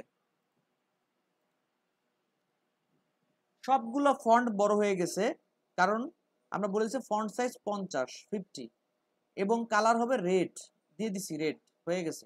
তাহলে এগুলো কাজ করছে সবাই একসাথে, কারণ এখানে ব্যাপারটা হয়েছে সবাই, আমি তো বলছি H1 কে, এখানে তো সবাই H1। আমি যদি বলি ক্লাস 7, যদি বলা হয় ক্লাস 7, তাহলে সবাই ক্লাস 7, সবাই চলে আসছে। ঠিক এরকম একটা সমষ্টি, একটা জাতি, হ্যাঁ, সেক্ষেত্রে তো একটা ইউজ করলেই তো হচ্ছে। সেক্ষেত্রে আমাদের একটা ইউজ করলেই হচ্ছে, এইগুলো আমাদের দরকার নাই। আমরা আগের বার চিন্তা করেছিলাম যে 5 জনের 5টা স্টাইল ওখানে কপি করে থুয়ে দিলেই মনে হয় 5 জনের হয়ে যাবে, বাট আমরা এতটুকু বুঝলাম যে আমাদেরকে সিলেক্টরকে সিলেক্ট করে তারপরে একটা ব্লক তৈরি করে তার মধ্যে সিলেক্টরকে বলে দিতে হবে যে সে কি কি কাজ করবে। তো আমরা এখানে একজন যখন H1 কে দিয়ে দিলাম একটা নির্দেশনা, দেখলাম নিচে সব H1 সেম ডিজাইন হয়ে গেছে। আমরা যদি বলি মানুষ আপনারা জামা কাপড় পরবেন, তাহলে সব মানুষই জামা কাপড় পরবে, রাইট? এরকম একটা ঘটনা এখানে ঘটছে। তো এটার ফরম্যাটটা আপনারা একটু লেখেন। এটা হচ্ছে আপনাদের এক্সটার্নাল সিএসএস এর ফরম্যাট। আপনারা দ্রুত এটা খাতায় লিখে নেন এবং দ্রুত এটা অন্তত 5 থেকে 6 বার লিখে ফেলেন দ্রুত। এটা কি ইন্টারনাল নাকি? এটা ইন্টারনাল সরি, ভাই ইন্টারনাল হবে। Internal CSS.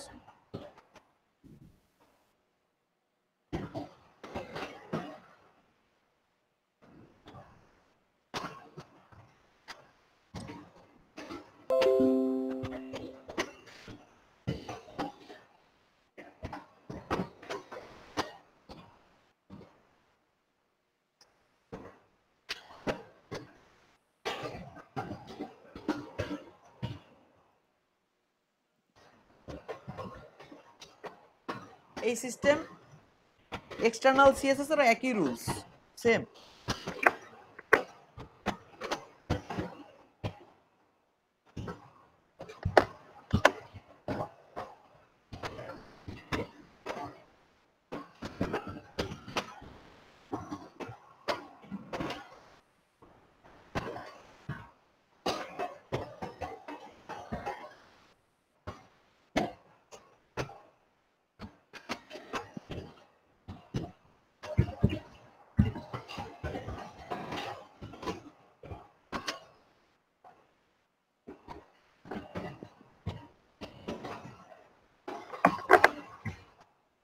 মাসুমা আপু, আপনার একটু মাইক্রোফোনটা অফ করেন প্লিজ।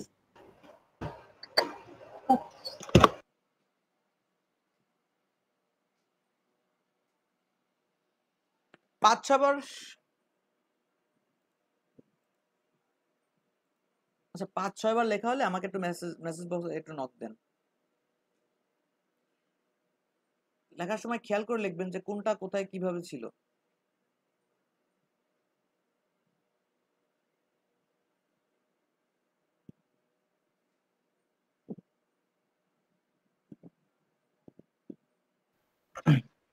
ভাই আরেকবার একটু দেখান।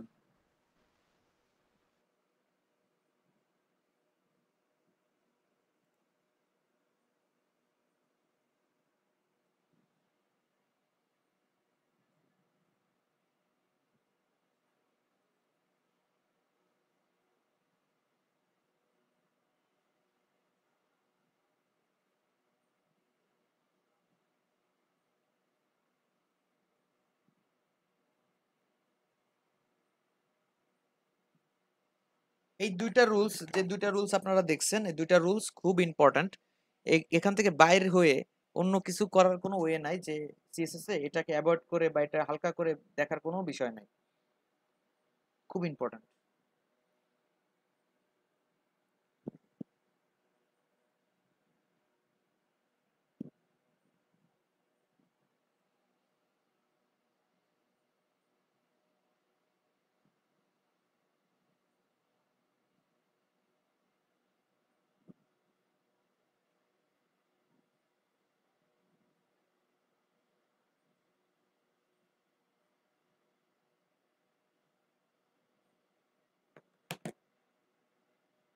এরপর কথা হচ্ছে, এবার হচ্ছে ইম্পর্টেন্ট ফ্যাক্ট।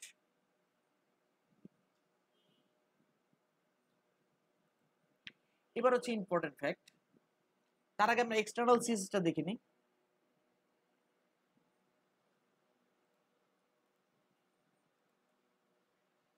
আজকে আমি এদের বুঝাতে পারতেছি না, না ওরাই আলো হয়ে গেছে, আমি বুঝতেছি, আমি আলো হয়ে গেছি, আমার ভালোই লাগতেছে না আমার ক্লাস।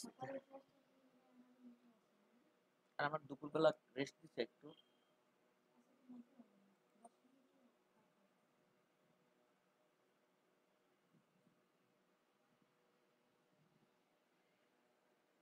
আমরা যে বিষয়টা এখন দেখব সেটা হচ্ছে, তার আগে আমরা এক্সটার্নাল সিএসএসটা দেখে নেব। এটা ছিল ইন্টারনাল সিএসএস এর উদাহরণ।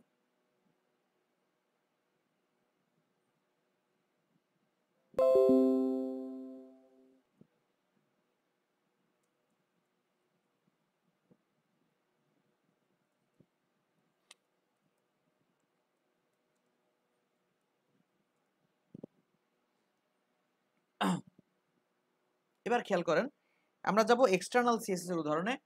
এক্সটার্নাল শব্দটার অর্থই হচ্ছে বাইরের কোনো ব্যাপার। তার মানে এইচটিএমএল ফাইলের মধ্যে আর কোনো কাজ নাই, বাইরের কোনো ব্যাপার। তো আমরা কি করব, খেয়াল করেন, আমরা বাইরে একটা ফোল্ডার তৈরি করতেছি যার নাম হচ্ছে style.css, সরি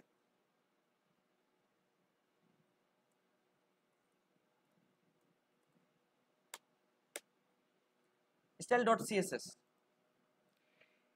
এতদিন আমরা index.html দেখেছি, আজকে দেখলাম style.css দেখলাম। .html .css আর আলাদা ল্যাঙ্গুয়েজ কিন্তু এটা, তাই না?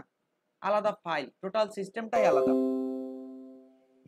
এখন কি করতে হবে, যে এই ফাইলটাকে আমরা ওপেন করতেছি, নোটপ্যাড ওপেন করতেছি। আমরা কি করলাম, আমরা একটা কথা শুনেছিলাম একটু আগে, যে ইন্টারনাল সিএসএস এর যে ফরম্যাটটা, স্ট্রাকচারটা, এক্সটার্নাল সিএসএস এর ফরম্যাটটাও সেম। তাহলে আমাদের কোড আছে, কোড থেকে এখান থেকে উঠায় নিলাম ইন্টারনাল সিএসএস কে, এবং এখানে লিখে দিলাম ডিরেক্ট। ওই যে ফরম্যাট অনুযায়ী আমরা কি করলাম, একটা ইন্টার দিলাম, একটা প্রপার্টি শেষ হচ্ছে আবার ইন্টার দিলাম, প্রপার্টি শেষ হচ্ছে আবার ইন্টার দিয়ে দিলাম। এইভাবে আমরা একের পর এক প্রপার্টি গুলো লিখলাম। এখন এই যে কাজটা আমরা করলাম, এখানে কোনো ভুল নাই, এটাই ইন্টারনাল সিএসএস। কারণ এইচটিএমএল ফাইলের মধ্যে সিএসএস লেখার জন্য আলাদা পারমিশন নেওয়া লাগতো। এই জন্য কখনো স্টাইল অ্যাট্রিবিউট, কখনো স্টাইল ট্যাগ দিয়ে আমরা কাজ করেছি। বাট এই ফাইলটা বানানো হয়েছে সিএসএস লেখার জন্য, অতএব এখানে কোনো পারমিশন লেখা নেওয়ার দরকার নাই। এখানে সিএসএস এর যে ফরম্যাটটা, অরিজিনাল যে ফরম্যাটটা আছে, খালি ওটুকু এখানে ডিরেক্ট লিখতে পারবেন, কোনো পারমিশন বা কোনো ফরমেশনের দরকার নেই। আমরা ডিরেক্ট সিএসএসটাকে এখানে লিখে দিছি। খেয়াল করেন, আমরা কি করছি, এইচটিএমএল থেকে সব সিএসএস উঠায় আমরা এক্সটার্নাল দিয়ে দিছি। তার মানে আমরা যদি আমাদের ফাইলটাকে রিলোড করি, কোনো কাজ হচ্ছে না, কোনো কাজই হচ্ছে না। এর কারণটা কি? এর কারণটা কি বলেন? লিংক করি নাই, দুটোর ভিতরে কোনো কানেকশন নেই। গুড। দেখেন, আমি প্রতিদিন সকালে দুপুরে এখানে ক্লাস নিতে বসি, বাট আপনাদেরকে আমি চিনি না, আপনাদের সাথে আমার কোনো কানেকশন নাই। তাহলে আমি যত কমান্ড বলি না কেন, যত রুলস বলি না কেন, কোনো কাজে আসবে? আসবে না। তাহলে আপনাদের সাথে আমাদের এই কোম্পানির মাধ্যমে আপনাদের সাথে আমার একটা লিংক তৈরি হয়েছে, যার জন্য এই প্রতিদিন একই টাইমে আপনারা লাইনে আসেন, আমিও লাইনে আসি, আমি যা বলি আপনারা তাই শোনেন, তাই তো? তাহলে লিংকটা একটা ফ্যাক্ট। এক জায়গায় শুধু কমান্ড লিখে রাখছেন, কিন্তু কাকে কন্ট্রোল করবে তার সাথে কোনো সম্পর্কই করে দেন নাই, তাহলে কমান্ড কোনো কাজে আসবে না। আসবে? এই লিংকটা হচ্ছে ব্যাপার। আমরা গতকালকে দেখেছিলাম, তারপর আমরা একটু আবার দেখি। স্টাইল এই যে সিএসএসটাকে, এইচটিএমএল সিএসএস মানে এইচটিএমএলটাকে আপনার সিএসএস এর সাথে লিংক করতে হবে। এটা কোথায় করে? এটা হেড ট্যাগের মধ্যে করে। ভুলেও স্টাইল ট্যাগের মধ্যে এই ট্যাগ লিখবেন না, অনেকে চিন্তা করতেছে বা অনেকে নতুন যারা শুরুতে আছেন তারা অনেক সময় কি করবে, হেড ট্যাগের মধ্যে এটা একটা লিখবে, মানে সিএস স্টাইল ট্যাগের মধ্যে এটা একটা লিখবে। এই ভুলটা করা যাবে না। আমি যেহেতু আগের থেকেই ভুলটা বলে দিছি, অতএব এই ভুলটার জন্য আমি কারো দেখি না। লিংক, ট্যাগটার নাম লিংক। যখনই আপনি লিংক লিখলেন হেডের মধ্যে, তখন হেড বুঝলো আমাকে বাইরের এক্সটার্নাল কোনো ফাইলকে নিয়ে কাজ করতে হবে বা এক্সটার্নাল কোনো ফাইলের কন্ট্রোলে থেকে কাজ করতে হবে। লিংক এটা বুঝাই দিছে অলরেডি। প্রশ্ন করা হয়েছে কোন ফাইল, কোথাকার ফাইল, কার ফাইল। আপনারা তো এইটাকে চেনেন না, এই অ্যাট্রিবিউটটাকে সবাই চেনেন না, HREF জি ভাই। অ্যাট্রিবিউটটাকে সবাই জি চেনেন তো? ভাই। গুড, জি। অ্যাট্রিবিউটটাকে সবাই চিনেন। তাহলে এই অ্যাট্রিবিউটটা বলতেছে যেহেতু দেখেন এই যে আমি HTML ফাইল আমি লিংক করতেছি এবং CSS-টা আমার সাথে একই রুমের মধ্যে আছে, সেহেতু আমি ডিরেক্ট তার নামটা বলে দিলেই হচ্ছে, কোনো ফোল্ডার নাম স্ল্যাশ ক্লাস এগুলো দেওয়ার দরকার নাই। লিংক করে দিলাম। এবার দেখেন তবুও কাজ হচ্ছে না। যখন বাইরের কোনো ফাইলের সাথে কানেক্টেড হয়, বিশেষ করে style.css, CSS এর সাথে যখন কোনো ফাইল কানেক্টেড হয়, তখন এই HTML ফাইল একজন অ্যাট্রিবিউট আছে, সে জিজ্ঞেস করে যে যে ফাইলটার সাথে আপনি আমার কানেকশন করতেছেন তার সাথে আমার রিলেশনটা কি। যে ফাইলটার সাথে আপনি কানেকশন করলেন এটা দেখে তো আমরা বুঝতে পারতেছি না। HTML ফাইল কিন্তু এই ফাইলের নাম দেখে বুঝতে পারতেছে না এটা কিসের ফাইল, জানে শুধু একটা ফাইলের সাথে কানেক্টেড হয়েছে। আর এই HREF এর কাজই হচ্ছে কোনো ফাইলের সাথে কানেক্টেড করে দেওয়া, এর কাজই হচ্ছে ফাইলের সাথে কানেকশন করে দেওয়া। তাহলে কোনো একটা ফাইলের সাথে কানেকশন করছে, কি ফাইল, কিসের ফাইল, কি কাজে লাগবে, এটা একটা relation, REL relation. Style sheet এখানে বলতেছে কি রিলেশন স্টাইল শিট, তার মানে যে ফাইলের সাথে কানেক্টেড হচ্ছে সেটা একটা স্টাইল শিট, সে আমাকে স্টাইল করবে, আমার ট্যাগগুলোকে স্টাইল করবে। ওকে, তাহলে দেখি এবার কাজ হয় কিনা।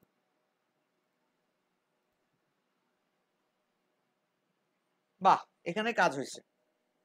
তার মানে এই হেডের মধ্যে যদি আপনি এই লিংকটা ঠিক মতো করেন, লিংক হাইপার রেফারেন্স, ফাইলটা কোনটার সাথে কানেক্টেড হবে, REL রিলেশনের সংক্ষিপ্ত, REL রিলেশনটা কি, স্টাইল শিট। বোঝা গেছে? এখন খেয়াল করেন, তাহলে এখানে কাজ করতেছে। আমরা আরেকটু সুন্দর, আরো একটু ডিসক্রাইব করার জন্য আমরা এই যে স্টাইলের যে গতকালকে টাইপ লিখেছিলাম মনে আছে, আমরা আরো ডিসক্রাইব করে এখানে বলে দিলাম, কোথায়, লিংক ট্যাগের মধ্যে বলে দিলাম, হ্যাঁ টাইপটা কিরকম টাইপের ফাইল আসতেছে, এখানে কি ধরনের টাইপের ফাইল আসতেছে, টেক্সট সিএসএস, টেক্সট সিএসএস আসতেছে। স্টাইল শিট কোনটা, টেক্সট সিএসএস। তো এটুকু যদি ঠিক থাকে আপনার, এই লিংক ট্যাগের অনিবার্জিতভাবে HREF আর রিলেশনটা থাকতেই হবে। যে কোনো একটা মিস করলে এই লিংকটা কাজ করবে না। সেক্ষেত্রে আপনারা, আর কোনো প্রশ্ন আছে কিনা এই লিংক এক্সটার্নালের ব্যাপারে আমাকে একটু বলেন। ওয়েব টেমপ্লেটের ক্ষেত্রে, ওয়েব টেমপ্লেটের ক্ষেত্রে আমরা চাই যে আমাদের HTML ফাইলটা ক্লিন থাকুক, ওয়েটলেস, মানে ওয়েট কম থাকুক। এই জন্য আমরা কি করি, CSS ফাইলটাকে এক্সটার্নালে ডিজাইন করি। বর্তমান স্ট্যান্ডার্ড এটাই যে আমরা এক্সটার্নাল ফাইলে ডিজাইন করব CSS। তাই আমরা প্র্যাকটিস টাইমটা এক্সটার্নাল ফাইলেই থাকবো। আর ইন্টারনাল ফাইলে যেভাবে CSS-টা লিখতে হয়, এক্সটার্নালও সেভাবেই CSS-টা লিখতে হয়। এক্সটার্নাল ফাইলটাকে জাস্ট একটা লিংক ট্যাগের মাধ্যমে আমাদের HTML হেড ট্যাগের মধ্যে এটা অ্যাড করতে হয়, যেটা আমরা টোটাল প্রসেসটা এতক্ষণ দেখলাম। এই জন্য আপনাদেরকে ব্রেকের মাধ্যমে বলেছিলাম যে কোনো কিছু থাকলে এটা দেখে রাখবেন, কারণ প্র্যাকটিসের ব্যাপার। এখন থেকে আপনাদের হিউজ প্র্যাকটিস বেড়ে যাবে আস্তে আস্তে। অলরেডি আমরা এই কাজটুকু করতে যে নতুন কি কি দেখছি আজকে, স্টাইল অ্যাট্রিবিউট দেখেছি, স্টাইল ট্যাগ দেখেছি, লিঙ্ক ট্যাগ দেখেছি, রিলেশন অ্যাট্রিবিউট দেখেছি। আচ্ছা, এদিকে কি কি দেখেছি? প্রপার্টি নেম দেখেছি কয়েকটা, স্ট্রাকচার, প্রপার্টি নেমের স্ট্রাকচার দেখেছি, প্রপার্টির, আর সিএসএস ব্লকটা কি করে আসলে তৈরি হয় সেটা আমরা দেখেছি।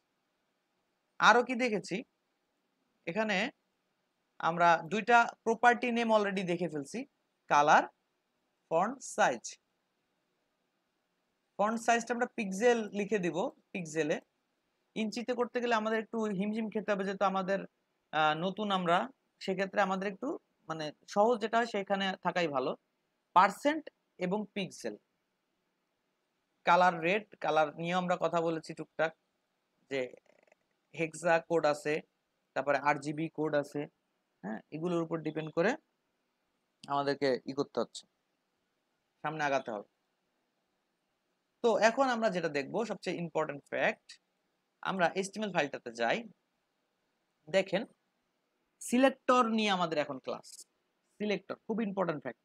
আপনি যদি ইচ্ছা মতো সিলেক্ট করতে পারেন তাহলে আপনার ডিজাইনটাও আপনি আপনার মনের মতো করে করতে পারবেন। আপনি যদি সিলেক্টর নিয়ে কনফিউশনে থাকেন তাহলে আপনি ডিজাইনটা ঠিক মতো করতে পারবেন না। তো আপনারা এই ক্লাসটা খুব মন দিয়ে দেখবেন।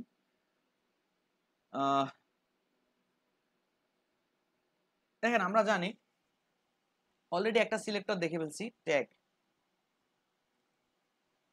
অলরেডি একটা সিলেক্টর দেখে ফেলছি যেটা হচ্ছে শুধু ট্যাগ। যদি আপনি, আমরা বলেই নিয়েছি যে সিএসএস এর কাজ হচ্ছে HTML এলিমেন্ট মানে HTML ট্যাগ গুলোকে ডিজাইন করা। ট্যাগ হিসেবে আমরা H1 কে ডিজাইন করেছি, আমরা বর্ডার ডিজাইন করতে পারি। দেখেন, বডি, আমরা বডি ট্যাগটাকে ডিজাইন করতেছি।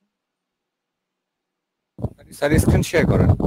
করতেছি স্যার, স্ক্রিনটা শেয়ার করেন।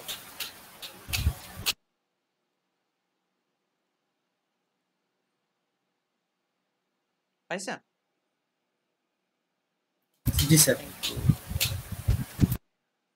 বডি ট্যাগটাকে আমরা ডিজাইন করব। দেখেন, বডির জন্য একটা ব্লক তৈরি করেছি, যে এই বডির ব্লগের মধ্যে আমরা যা যা বলবো তাই তাই ঘটবে। আমরা বডির background colour, BACK background hyphen colour. দেখেন ভাইয়া এখনো স্ক্রিনটা দেখতে পাচ্ছি। একটু রিফ্রেশ দিলে মনে হয় দেখতে পেতেন। সবাই কি দেখতে পাচ্ছেন না? দেখা যাচ্ছে। মুর্শিদ ভাই একটু যাচ্ছে যাচ্ছে। পাচ্ছি ভাইয়া। ওকে, থ্যাংক ইউ। এখন বিষয়টা হচ্ছে, বডি ট্যাগটাকে আমরা একটা নতুন একটা প্রপার্টি আপনারা দেখছেন, বডি ব্যাকগ্রাউন্ড কালার। আমরা এখানে দিলাম ব্ল্যাক, আর H1 এর কালার দিলাম ইয়েলো।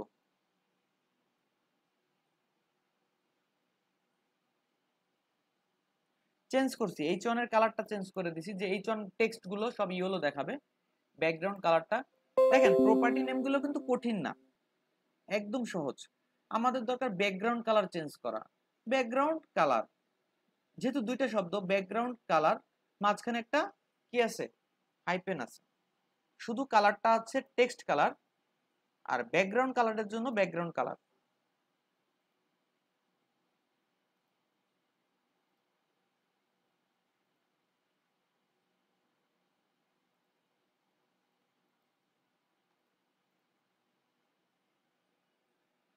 এটা কার?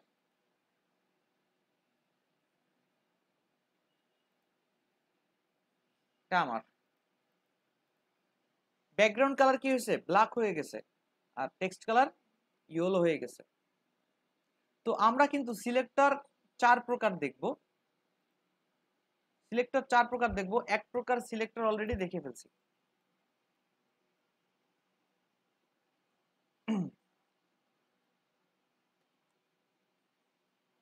সিলেক্টর সমান সমান একটা, যেটা হলো ট্যাগ নেম।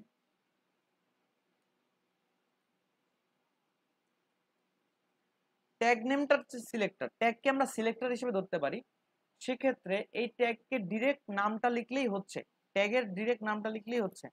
এখানে দেখেন আমরা ট্যাগকে সিলেক্টর হিসেবে ধরেছি, আমরা এখানে বডি ধরেছি, আমরা এখানে H1 কে ধরেছি। আপনার কথাগুলো কাটছে।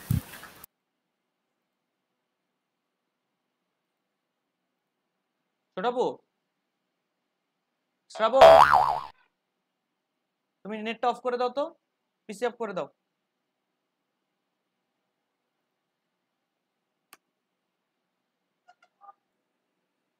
আমরা অলরেডি দেখে ফেলছি যে ট্যাগ নেম যে কয় প্রকার আছে, মানে সিলেক্টরকে যে কয় ভাবে আমরা সিলেক্ট করতে চাই 4 ভাবে আমরা বলেছিলাম, আপাতত শিখবো 4 ভাবে, আরো অনেক অনেক ব্যাপার আছে, তো সেগুলো আলাদা বিষয়। কিন্তু স্ট্যান্ডার্ড লেভেলে 4টা সিস্টেম আমাদের জানা থাকলে আমরা একটা ওয়েব পেজ ডিজাইনকে কমপ্লিটলি করতে পারবো। তার মধ্যে একটা হচ্ছে ট্যাগ নেমকে ডিরেক্ট সিলেক্টর হিসেবে নিয়ে আসা। দেখেন আমরা যেহেতু ট্যাগ নেমকে ডিরেক্ট সিলেক্টর হিসেবে নিয়ে আসছি, সেখানে আগে এবং পরে কোনো চিহ্ন বা কোনো কিছু নাই, ডিরেক্ট তার নাম লিখে দিছি। এতটুকু কি আপনারা বুঝছেন? ট্যাগ নেম ডিরেক্ট সিলেক্টর হতে পারে, তাই তো? বডি ট্যাগ থেকে, বডি ট্যাগের ভিতরে জি ভাই। যত ট্যাগ আছে আপনি সবই সিএসএস দিয়ে ডিজাইন করতে পারেন, জাস্ট অনলি ট্যাগ নেমটা দিবেন সিলেক্টর হিসেবে। আরো কোনো প্রশ্ন নাই? সেকেন্ড আমরা দেখি। দেখেন আমরা এখানে ডিজাইন করেছি অলরেডি H1 ট্যাগটারে, একটা স্টাইল দিয়েছি, সব H1 ট্যাগ একরকম হয়ে গেছে। কারণ যদি এখানে বলা হয় পৃথিবীতে মানুষ সবাই উত্তর দিকে দৌড় দেন, মানুষকে বলা হয়েছে, মানুষ মানে মানুষ জাতি টোটালটাকে বলা হয়েছে, সেরকম H1 ট্যাগে বলা হওয়ার সাথে সাথে এই পেজের মধ্যে যতগুলো H1 ট্যাগ আছে সব কিন্তু একরকম ডিজাইন হয়ে গেছে। তাহলে আমার দরকার যে 1 নাম্বারটা আর 3 নাম্বারটার ডিজাইন আলাদা হবে। এখন তো আমাদের ঝামেলা হয়ে গেল, আমরা তো যতবার বলতেছি মানুষ এটা করেন, মানুষ এটা করেন, সব মানুষ এটা ওটা করতেছে, এইভাবে তো আসলে সব ম্যানেজমেন্ট সম্ভব না। তো সেক্ষেত্রে আমরা কি করতে পারি? ওভারঅল কিছু কাজ মানুষের জন্য হয়েছে, আবার ওভারঅল কিছু কাজ আপনার জন্য আলাদা, আমার জন্য আলাদা, রাইট? ঠিক এরকম ওভারঅল কিছু ডিজাইন একই হবে, কিন্তু কিছু কিছু পার্ট এক একজনের এক এক কাজ, এক এক রকম দেখতে হবে, এক এক রকম কাজ হবে, সেই হিসেব ডিপেন্ড করে।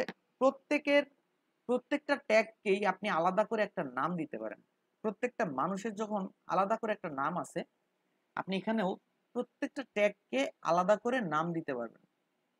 এই জন্য মানুষের নাম দিতে গেলে আমরা মুসলিম সমাজে কি করি, আকিকা দেই নাকি? হ্যাঁ, আকিকা দেই, নাম রাখি বা যাই বলি।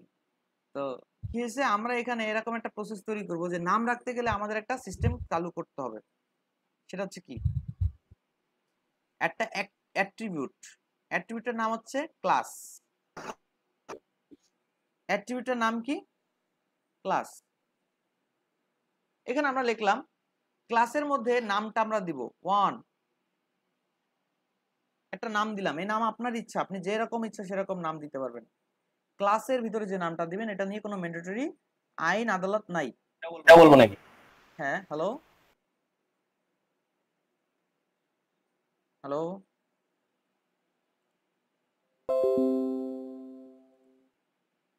জি ভাই, কিছু বললেন কেউ? হ্যালো, শুনতে পাচ্ছেন? জি ভাই। আচ্ছা। হয়তো উনি ভুল করে হয়তো পেস্ট করে দিয়েছিল। ও আচ্ছা, ঠিক আছে। তো এখন আমরা এই H1 সমাজের মধ্যে একজনকে একটা নাম দিলাম। আপনি এরকম সবগুলো এই বডি ট্যাগেরও একটা নাম দিতে পারেন, কোনো সমস্যা নাই। তো H1 ট্যাগটা নাম দিলাম অন।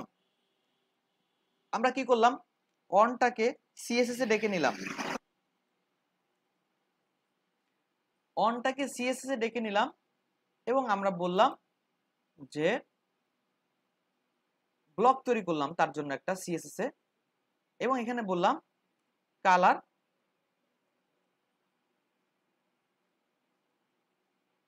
গ্রে।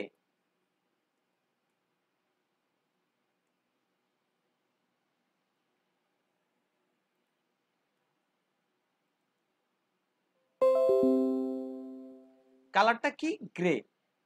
দেখেন চেঞ্জ হয়েছে কিনা?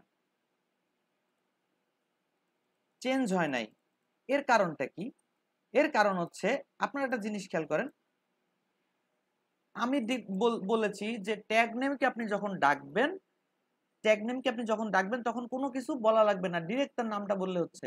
এখানে আমি ডিরেক্ট একটা নাম বলে দিছি, এর আগে পিছে কোনো জায়গায় কোনো কিছু চিহ্ন কোনো সাইন নাই। তো সিএসএস যখন 1 লেখা পাইছে তখন ও ডিজাইন করতে গেছে এই ফাইলের মধ্যে, এইচটিএমএল ফাইলের মধ্যে ডিজাইন করতে গেছে, এবং এখানে এসে সে দেখলো যে 1 নামে কোনো ট্যাগ আছে কিনা। আচ্ছা 1 নামে কোনো ট্যাগ আছে এখানে? 1 নাই। 1 নামে ক্লাস আছে, একটা ক্লাস। যদি আপনি এখানে ডট দিয়ে দেন তাহলে কি হয়েছে, ও এখানে এসে অন কে পাবে, কারণ সিএসএস এ ডট দ্বারা ক্লাস নেম বোঝায়। যদি কোনো নেমের আগে ডট থাকে তাহলে বুঝতে হবে এটা একটা ক্লাস নেম। তখন এই অনটাকে ডিজাইন করার জন্য ও এইচটিএমএল ফাইলে আসলো, এসে দেখলো একটা ক্লাস নেম আসলেই অন আছে। তাহলে ডিজাইন আমি অন কে করব, ডিজাইন কাকে করব? ওয়ান কে করব। এটা কপি করলাম কারণ আমরা এই 3 নাম্বারটাকেও সেম ডিজাইন করব।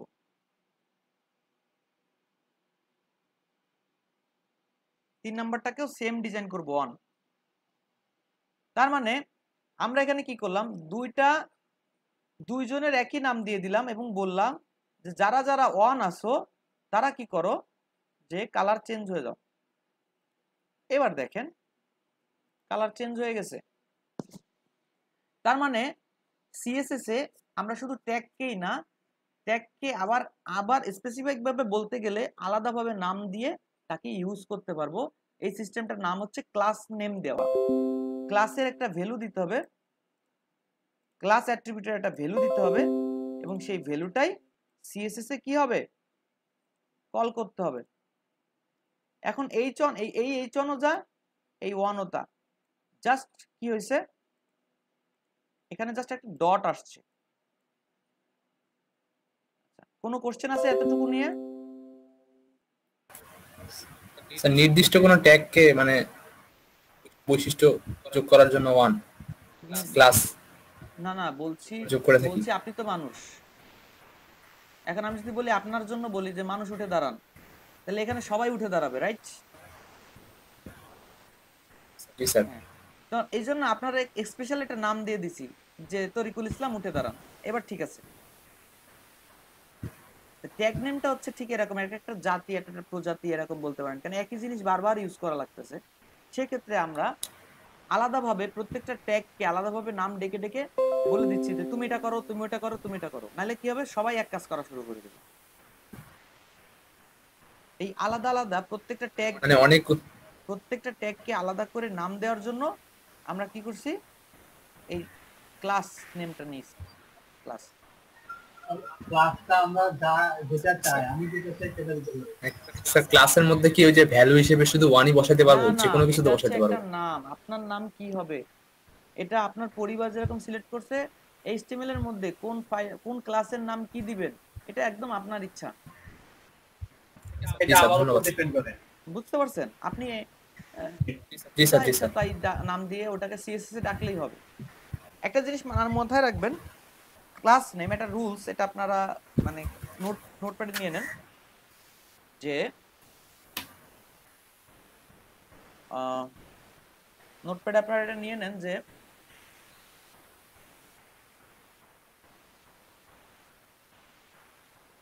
ক্লাস নেম কখনো সংখ্যা দিয়ে শুরু হবে না, মোটেই না।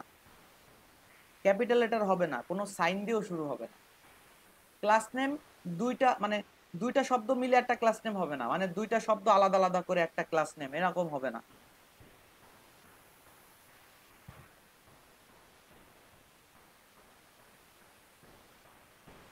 সংখ্যা দিয়ে শুরু হবে না, কোনো সাইন দিয়ে শুরু হবে না, ক্যাপিটাল লেটার হবে না। আর কি, ধরেন আপনি একটা নাম দিলেন, সেই নামটার মধ্যে ওয়ার্ড দুইটা আপনি আলাদা আলাদা করে লিখলেন, এরকম হবে না, যে কোনো একটা ওয়ার্ড হবে।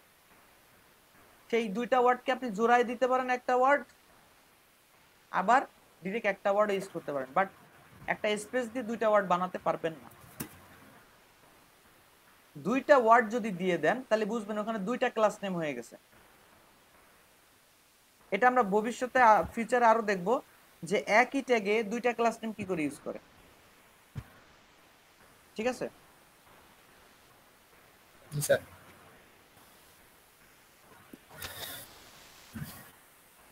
ওকে, তাহলে আমরা একটা জিনিস দেখলাম। এখন কথা হচ্ছে আমরা আরেকভাবে এরকম নাম দিতে পারি।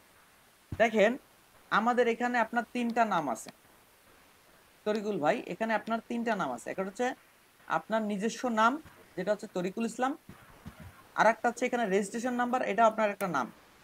আমরা যদি আপনার রেজিস্ট্রেশন নাম্বার দিয়ে বলি উমুক রেজিস্ট্রেশন কে সামনে আসেন, তাহলে আপনি আসবেন, আর কেউ আসবে? জি স্যার। আসবে না। ঠিক আপনার ক্লাসরুমে একটা রোল আছে। কত রোল আপনার ক্লাসে? 33। 33। এই 33টা হচ্ছে আপনার ক্লাস রোল, বুঝা গেছে? এটা আপনার নাম। আর 33 সামনে আসেন, তাহলে আপনিই আসবেন, আর কেউ আসবে না। ঠিক এরকম কিছু কিছু কাজের ক্ষেত্রে আইডেন্টিফাই করার জন্য আমরা আইডি ইউজ করি। কি ইউজ করি? আইডি ইউজ করি। আমরা এখানে পেয়েছি যে ক্লাস, এবার আমরা যাচ্ছি আইডিতে। আইডি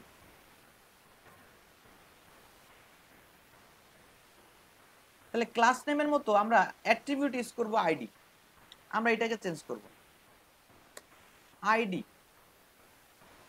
এটা অ্যাট্রিবিউট লেখার নিয়ম তো সবাই জানি, সেই হিসেবে করে আইডি লিখলাম। আইডি লিখেও আমি ভাইয়া হ্যাঁ ভাইয়া বলেন। ভাইয়া আমি আসলে যে লাস্টে 2 মিনিট ছিলাম না, ওয়ান লেখার পরে আপনি যখন বলতেছিলেন তখন কেটে গেছিলাম, একটু আরেকবার বলবেন?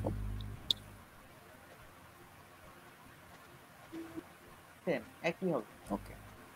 সমস্যা হবে না। তো বিষয়টা হচ্ছে আমরা কি করলাম, আইডি নেম বসালাম। এইচটিএমএল ফাইলে আইডি নেম বসালাম, একটু খেয়াল করেন। এই যে একজনকে আলাদা নাম দেওয়ার জন্য আইডি নেম বসালাম। দেখেন এটাও ধরেন অন রাখলাম।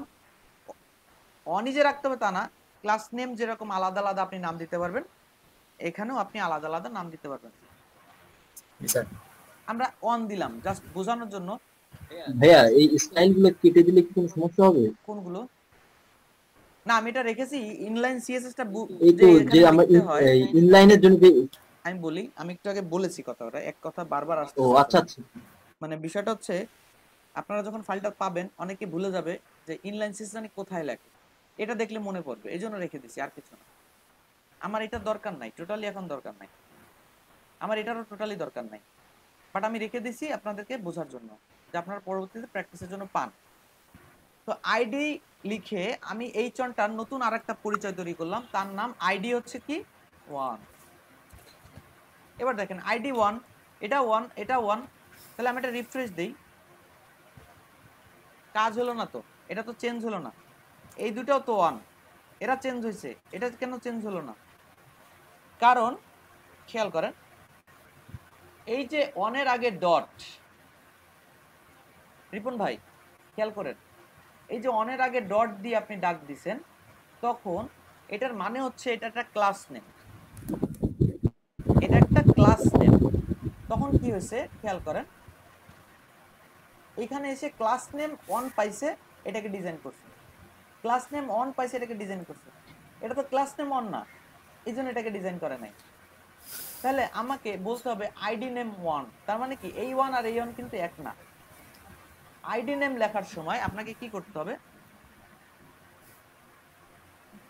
আইডি নেম লেখার সময় আপনার সামনে ডট থাকবে না, কি থাকবে? হ্যাশ থাকবে। কি থাকবে? হ্যাশ থাকবে। যদি হ্যাশ দিয়ে দেন তখন বোঝা যাবে যে এটা একটা আইডি। যখনই আপনি আইডি নেম 1 এর আগে হ্যাশ দিবেন, এটা বুঝছে একটা আইডি, তখন এইচটিএমএল ফাইলের মধ্যে যে ও খুঁজবে আইডি নেম কোথায় আছে, যেহেতু হ্যাশ পাইছিল আইডি 1, তাহলে এটাকে ডিজাইন করো। ও কি করছে? ওটাকে ডিজাইন করে দিছে। দেখেন আইডি নেমের সাথে এবার এও চেঞ্জ হয়ে গেছে। পার্থক্যটা কোথায়? হ্যাঁ। ক্লাস আইডির দরকার কি আলাদা করে কেউ বলতে পারবেন? স্যার ক্লাস হচ্ছে অনেকগুলো অবজেক্টকে দেওয়া যায় স্টাইল একসাথে অনেকগুলো, আর আইডি হচ্ছে শুধুমাত্র একটাকে। আরেকটু ক্লিয়ার করেন। আচ্ছা, আমি যদি একসাথে অনেকগুলো ট্যাগকে বা কম্পোনেন্টকে সিলেক্ট করতে চাই তাহলে আমি ক্লাস ইউজ করব, আর যদি স্পেসিফিক ভাবে একটা কম্পোনেন্ট সিলেক্ট করতে চাই তাহলে আইডি ইউজ করব। অনেকটাই ক্লিয়ার। আমি আরেকটু ভেঙে বলে দেই কথাটা। দেখেন, একটা পেজের মধ্যে একাধিক এইচন থাকতে পারে যাদের ডিজাইন একাধিক একটা এইচটিএমএল পেজের মধ্যে একাধিক এইচন টাইটেল থাকতে পারে যাদের ডিজাইন তাদের সবার ক্লাস নেম সেম হবে। ধরেন আমরা এখানে দুইটা দেখলাম যে আমাদের এই দুইজনের design class name but ID কিন্তু একটা দিছি, আরগুলোতে দেই নাই। রুলস অনুযায়ী জাভাস্ক্রিপ্টের যে ফাংশনগুলো আছে সেইগুলা মূলত আইডির মাধ্যমে অ্যাপ্লাই করা হয়, এবং একটা আইডিতে একবারই একটা ফাংশন চালু হয়। সেম আইডি আরেক জায়গা দিলে ফাংশনটার কাজ করে না, ঝামেলা আছে, কনফ্লিক্ট করে। তার মানে আপনার ক্লাসে তরিকুল ইসলাম, আপনার রোল হচ্ছে 33, আপনার ক্লাসে আরেকজন কেউই 33 থাকবে না, থাকবে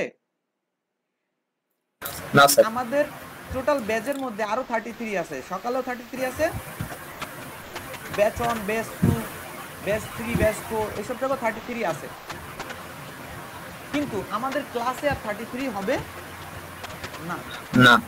সেরকম একটা ওয়েবসাইটে 4টা পেজ আছে, 4টা পেজে আপনি 4 বার আলাদা আলাদা ভাবে 4টা পেজে ইউনিক ভাবে একটা আইডিকে আপনি ডাকতে পারবেন। একটা আইডি মানে এক নামের আইডি, যে এখানে যার আইডি হবে না তা না, আইডি অনেক হবে, কিন্তু এই ওয়ান নামের আইডি আর এখানে হবে না। প্রত্যেকটা পেজে আলাদা আলাদা আইডি হবে। মানে এই ওয়ান আইডিটারে আপনি হোম পেজে ইউজ করতে পারবেন, অ্যাবাউট পেজে ইউজ করতে পারবেন, কন্ট্যাক্ট পেজে ইউজ করতে পারবেন, কিন্তু এই হোম পেজে একাধিকবার আর ইউজ করতে পারবেন না। মানে একবার ইউজ করছেন, এই হোম পেজে আর ইউজ করতে পারবেন না। বুঝতে পারছেন কথাটা? স্যার জি স্যার, বুঝতে পারছি।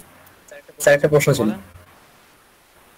স্যার এই আইডি কাজটা তো স্যার আমরা ক্লাস দিয়ে সারতে পারি, যেমন স্যার ক্লাস দিয়ে অন না দিয়ে অন্য একটা নাম দিয়ে দিলাম, ইউনিক নেম, যেটা আর কারণ নাই। ধরেন আপনি আইডি দিয়ে আপনি ক্লাস দিয়েই কাজ করলেন, কথা বলুন, আপনি ক্লাস দিয়েই কাজ করেন, কোনো সমস্যা নেই। জাভাস্ক্রিপ্টের অনেক ফাংশন, অনেক ফাংশনালিটি, অনেক ইফেক্টেড ব্যাপারগুলো আছে যেগুলো আইডির উপর ইফেক্ট করে কাজ করে। বুঝতে পারছেন কথাটা? জি স্যার। কারণ আমরা একটা ফাংশন যদি আমরা একই ক্লাসের পর বারবার চালাতে যাই হবে না, এই জন্য আইডি দিয়ে আলাদা আলাদা ক্লাসের উপরে আলাদা আলাদা আইডির পরে ডেকে নেওয়া হয় একই পেজের মধ্যে। বুঝা গেছে বিষয়টা? বুঝাতে পারছি? এই জন্য আইডিটা মূলত ওই সাইডে ইউজ করে। আপনি আইডি ইউজই করেন না আপনার পেজের মধ্যে, আপনি কোনো আইডি ইউজই করেন না, কোনো সমস্যা নেই। আপনারা কেউ ডেকে জিজ্ঞেস করবেন না যে আপনি আইডি দেন নাই কেন পেজের মধ্যে, এত কিছু দিয়েছেন, আইডি দিলে কি হতো, এরকম কোনো কিছু আসলে না। কিন্তু বিষয়টা জাভাস্ক্রিপ্টের জন্য হলে ওই সব জায়গা ক্ষেত্রে আপনাকে আইডি ইউজ করতে হয়। স্যার ভাইয়া বলেন। স্যার আইডিয়া ক্লাসটা একটু কনফিউশনে থেকে গেলাম, আর একটু বলবেন? কারণ আমি একটু আগে বুঝে নিই কিভাবে বুঝাবো সেটা। এটা আপনারা একটু দেখেন যে আপনি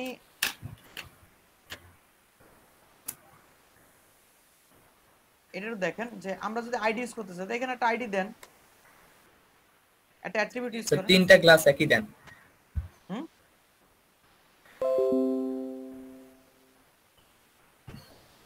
দিলাম। জি স্যার, হ্যাঁ এইবার বুঝা যাবে।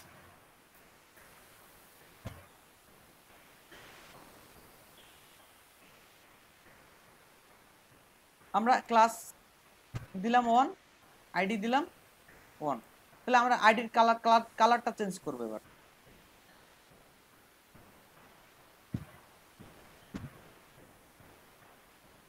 ব্লু।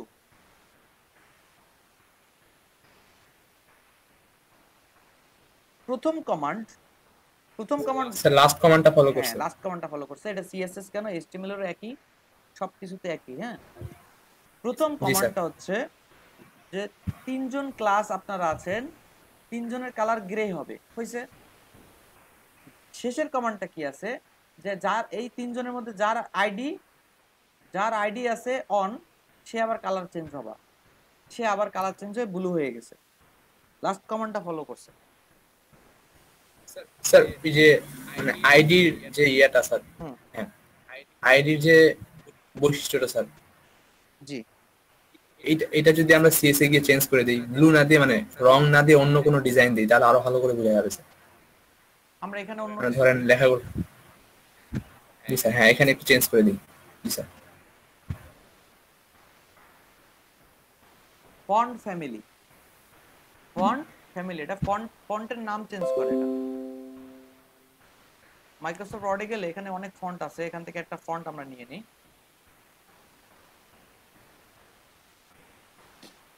এটা কি, এটা নেই। জি স্যার। না, একটা নাম নেওয়া দরকার।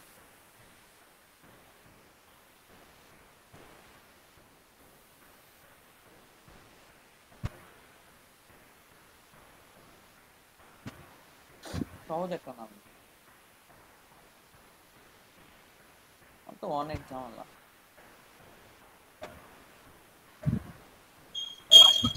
স্যার ইনভার্টেড কমাটাকে হ্যাঁ ওটা দিয়ে স্যার লেখাটাকে একটু বড় করে বলুন। কঠিন ব্যাপারটা যাচ্ছি না, ফন্ট নিয়ে পরে আলোচনা করে বলবো।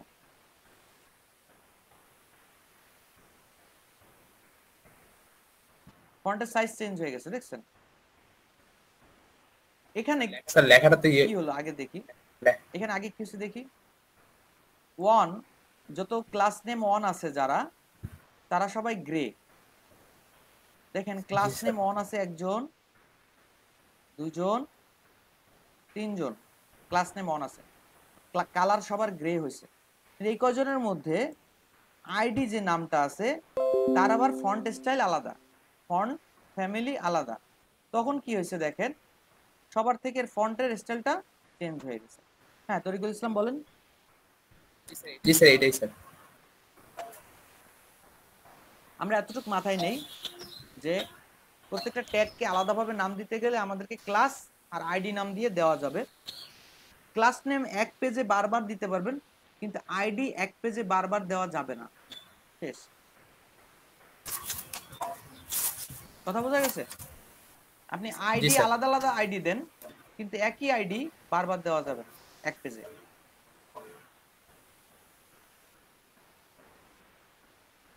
আচ্ছা গেল। তাহলে আমরা এখানে পাইলাম হচ্ছে আইডি নেম, ট্যাগ নেম পাইছি, ক্লাস নেম পাইছি, আইডি নেম পাইছি। কখনো কখনো অনেক ডেভেলপার আছে, ডিজাইনার আছে, যারা আইডি ক্লাস লিখে লিখে পেজের ওয়েট বাড়ায় না। তারা কি করতেছে, আপনি একটা যে কোনো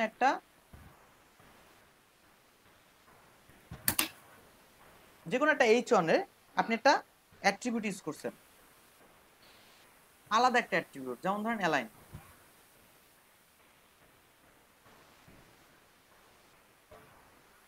অ্যালাইন সেন্টার। তাহলে এখানে একটা অ্যাট্রিবিউট অ্যাড হয়েছে না, যেটা আগে কোথাও নাই। ঠিক আছে, তো এটারে আমরা একটু দেখি, যেহেতু এটা সেন্টারে চলে আসার কথা। এবার কথা হচ্ছে, আমরা নতুন কোনো ক্লাস এর নাম দিয়ে বা আইডি নাম নিয়ে টানাটানি করব না। আমরা এ যা লেখা আছে ওর মধ্যে থেকে ডিজাইনটা করব। কি করে? ফার্স্ট হচ্ছে এ একজন H1, আগে ট্যাগ নেমটা লিখতে হবে আপনার। ফার্স্ট ও কি H1, আমরা আগে ট্যাগ নেমটা লিখলাম H1, ব্লক তৈরি করলাম, থাকলো। এবার বলতে চাচ্ছি H1 এর মধ্যে যার অ্যাট্রিবিউট অ্যালাইন সেন্টার এরকম আছে, আমরা তাকে ডাক দিছি। টোটালটা কপি করে নিছি, দেখেন অ্যাট্রিবিউটটা টোটাল কপি করে নিলাম।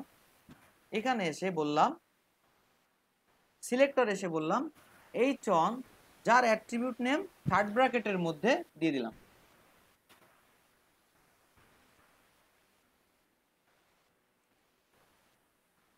H1 যার অ্যাট্রিবিউট নেম থার্ড ব্র্যাকেটের মধ্যে দিয়ে দিছি, কোন attribute name?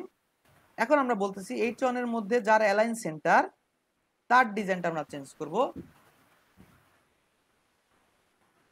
Text decoration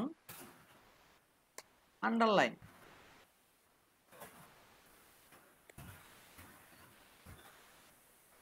text decoration underline. দেখেন ওর চেঞ্জ হয়ে গেছে, দেখা গেছে। তার মানে এখানে বলতে চাচ্ছি যে আপনি একটা অ্যাট্রিবিউটের মাধ্যমেও সিলেক্ট করে নিতে পারেন, অ্যাট্রিবিউটের মাধ্যমেও সিলেক্টর তৈরি হয়। যে ট্যাগটাকে আপনি ডাকবেন সেই ট্যাগ এবং তার অ্যাট্রিবিউট থার্ড ব্র্যাকেটের মধ্যে থাকবে। যদি ভ্যালু থাকে ভ্যালু, ভ্যালু না থাকলে ডিরেক্ট মানে ব্ল্যাঙ্ক হিসেবে আসবে। এইভাবে আপনি দেন। আমরা যদি এখানে এটা না দিয়ে স্টাইল দিতাম আর ব্ল্যাঙ্ক রাখতাম, তাহলে কাজ করতো কি সবার উপরে, যতগুলো স্টাইল আছে সবার উপরে, কারণ আমাদের এখানে সবার মধ্যে স্টাইল আছে, আছে না? সবার মধ্যে স্টাইল আছে, এই জন্য আমরা স্টাইলকে ডাকি নাই, আমরা ডাকছি এমন একটা অ্যাট্রিবিউট যে অ্যাট্রিবিউটটা সবার মধ্যে নাই। এখানে আমরা চাই এ আলাদা একটা ডিজাইন হবে, তাহলে এই অ্যাট্রিবিউটটাকে ডাক দিছি।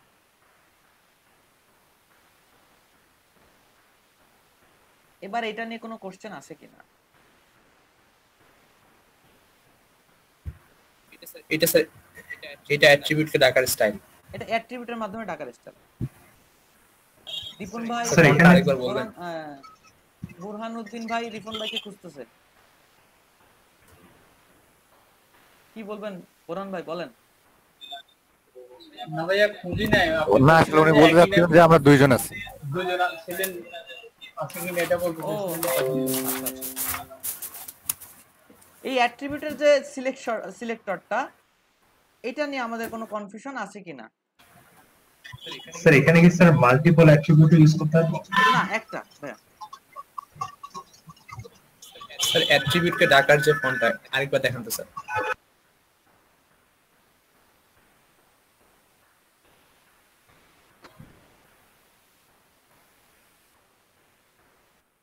ট্যাগ নেম থাকবে, যে ট্যাগ নেমের অ্যাট্রিবিউটকে ডাকতে চাচ্ছেন সেই ট্যাগ নেমটা আগে থাকবে, তারপর থার্ড ব্র্যাকেট থাকবে, থার্ড ব্র্যাকেটের মধ্যে অ্যাট্রিবিউটটা টোটালটা বসে যাবে, কপি পেস্ট। তারপর আগের মতো। জি স্যার ট্যাগের মধ্যে যদি একের বেশি অ্যাট্রিবিউট থাকে, যেমন অ্যালাইন সেন্টার, তারপরে হচ্ছে কালার দেওয়া আছে, তো থার্ড ব্র্যাকেটের মধ্যে কি স্যার আরো ইউজ করা যাবে না? যে আমি বলছি বিষয়টা হচ্ছে আপনার একজন সিলেক্টর দরকার, রাইট? এখন কথা হচ্ছে আপনি ইনপুট ট্যাগে অনেক কিছু ইউজ করছেন না, আমরা অনেকগুলো অ্যাট্রিবিউট ইউজ করছি না ইনপুটে, যেমন ধরেন টাইপ, তারপরে নেম, তারপরে ভ্যালু, তারপর প্লেস হোল্ডার। এখন আপনাকে 5টা ইনপুট নিয়ে কাজ করতে হচ্ছে, সবগুলোতে টাইপ, নেম, প্লেস হোল্ডার দিবেন, টাইপ, নেম, প্লেস হোল্ডার দিবেন, টাইপ, নেম, প্লেস হোল্ডার দিবেন। এখন আপনি যদি এই যে কোনো মানে সেই ইনপুটকে ডেকে যদি বলেন টাইপ, তাহলে সবার মধ্যে টাইপ আছে, তাহলে সবাই ডিজাইন হয়ে যাবে। নেম, সবার মধ্যে নেম আছে, সবাই ডিজাইন হয়ে যাবে। প্লেস হোল্ডার সবার মধ্যে আছে, সবাই ডিজাইন হয়ে যাবে। কিন্তু কোনো একটা ইনপুটে আপনি দিলেন ভ্যালু, কোনো একটা ভ্যালু দিলেন, ওইটা সব ফিল্ডে নাই, সব ইনপুট ফিল্ডে নাই। তাহলে আপনি যদি চান ওই ফিল্ডটা যে ইনপুটে আছে সেই ইনপুটটা ডিজাইন হবে, তাহলে আপনাকে সিলেক্টর হিসেবে ওই অ্যাট্রিবিউটটাকে এখানে কপি পেস্ট করতে হবে।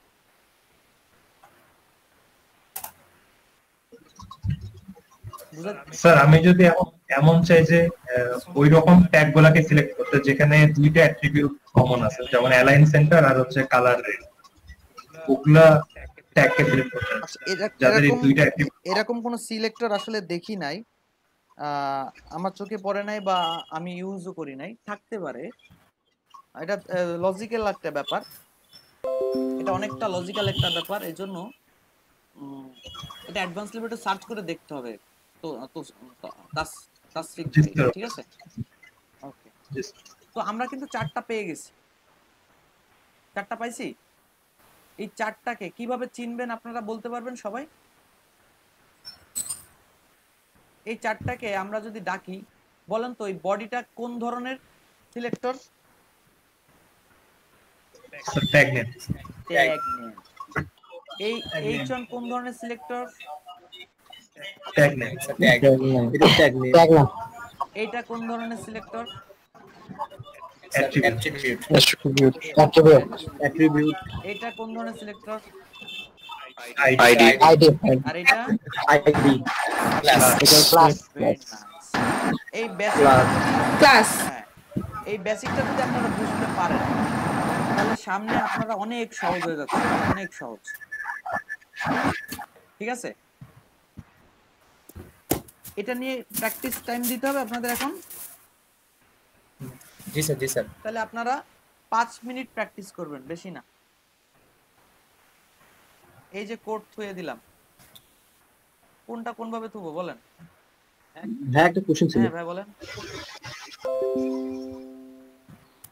আমার যে ক্লাস ট্যাগের ভিতরে, ক্লাস অ্যাট্রিবিউটের ভিতরে আইডি ইউজ করতেছি, আইডির ভিতরে কি ক্লাস ইউজ করা যায়?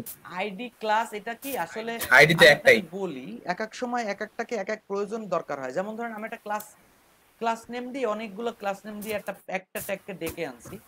এবার আমি ইউনিক একটা প্রোগ্রাম চালাবো ওই ট্যাগটার পরে, তখন আমরা একটা আইডি দিয়ে দিছি ওখানে। এবং আমরা তো দেখলাম যে কিভাবে আইডি আর ক্লাস একই জায়গায় রাখা যায়। কিভাবে? জি।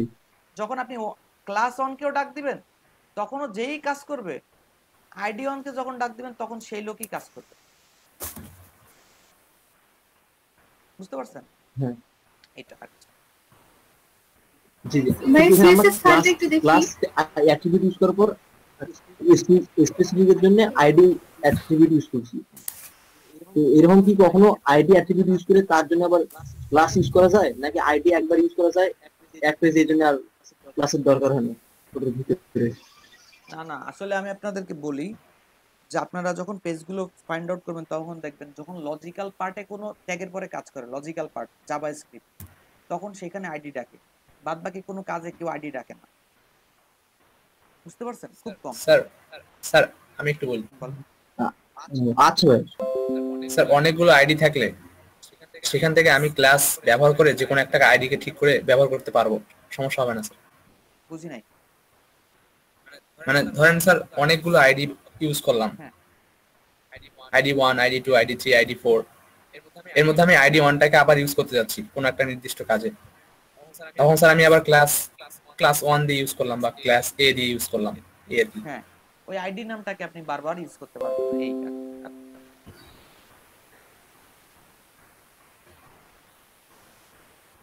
আমরা এতটুকু জেনে রাখি, আমরা ডিজাইনার হিসেবে ফার্স্ট স্টেপ আইডিটা জাভাস্ক্রিপ্টের কাজগুলো বেশি করে, কন্ট্রোল করে।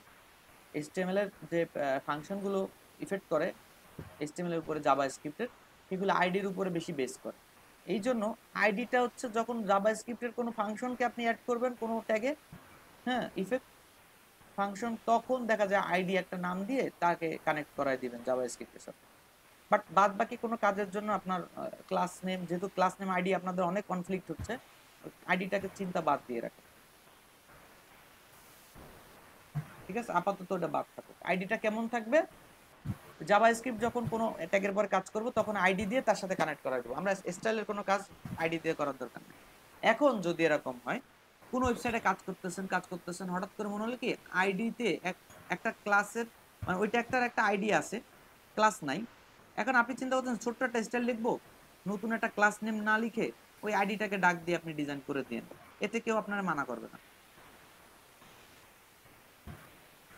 প্র্যাকটিসটা একটু দেখেন। আমরা এখানে আমরা যে জিনিসটা দেখতেছি সেটা হচ্ছে একজন ক্লাস 2 আর একজন ক্লাস 5, আমরা দুজনকে একসাথে ডাকবো কি করে? তখন আমরা ডাকলাম যে ক্লাস 2 ক্লাস 5। আমরা একটু জুম করে দেখি, এখানে ক্লাস 2 এবং এটা হচ্ছে কমার মাধ্যমে class 5, class 2 class 5 font style হবে ইটালিক।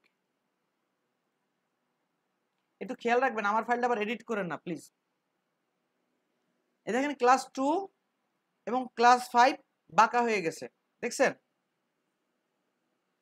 তাহলে যদি দুইটা ক্লাসকে একসাথে ডাকতে হয় সেই ক্ষেত্রে মাঝখানে একটা কমা দিতে হবে। কি দিতে হবে? কমা দিতে হবে। দুইটা ক্লাসকে আপনি একসাথে ডাকবেন, ঠিক আছে? মনে থাকবে?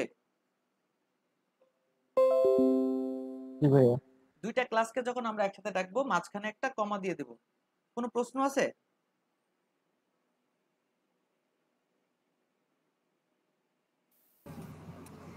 ভাই একটা প্রশ্ন আছে, আমরা যদি দুইটার অধিক ক্লাসকে একসাথে করি তাহলে কি একই নিয়মে করে যাব? দিবেন, ক্লাসের নাম দিবেন, কমা দিবেন, ক্লাসের নাম দিবেন।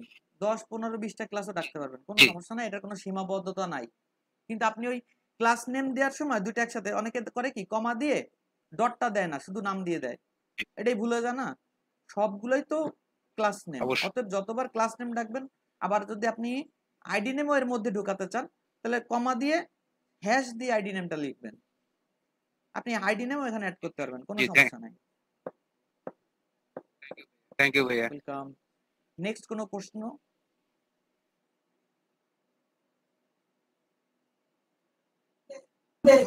হ্যাঁ, বোল্ড করে দেখাবেন একটা বোল্ড।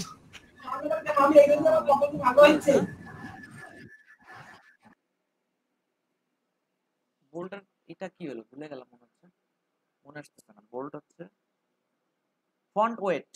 হ্যাঁ রাইট। আমরা এখানে আরেকটা স্টাইল লিখে দেই। এই দুইটাকে এখানে তো H1 অলরেডি বোল্ড, বুঝছেন? H1 যেহেতু অলরেডি বোল্ড, আমাদের নতুন একটা ট্যাগে যে বোল্ড লিখতে হবে। তো আমরা এখন ওদিক যাচ্ছি না। ফন্ট ওটার হচ্ছে এখানে কাজ করবে না, বাট আমি লিখে দিচ্ছি আপনাদের। ফন্ট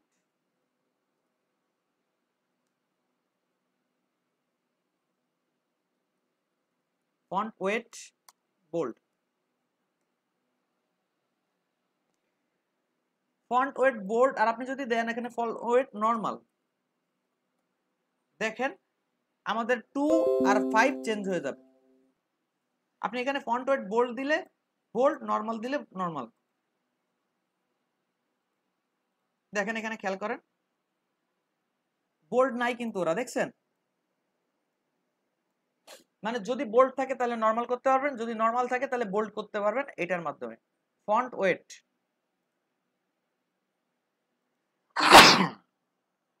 ফন্ট ওয়েট, ঠিক আছে? জি ভাই ঠিক আছে। ওকে, আমি কি আরেকটু আগাবো? কিছু কিছু ক্ষেত্রে মনে হচ্ছে অনেকে হঠাৎ করে একটু ঘাবড়ে গেছে, মানে HTML এটা CSS কি জানি একটা ব্যাপার। বিষয়টা আরো সহজ, HTML থেকেও সহজ। একটু ঠান্ডা মাথায় চিন্তা করেন। আপনি কঠিন পার্ট পার করে আসছেন, এটা সহজ। একটু নিরিবিলি চিন্তা করেন, দরকার হয় সময় নেন, কিন্তু হতাশ হওয়ার কিছু নাই।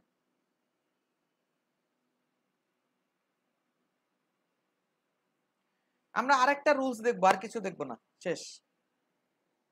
এরপরে ডিপেন্ড করে ডিজাইন শেষ করে ফেলবো যা আছে।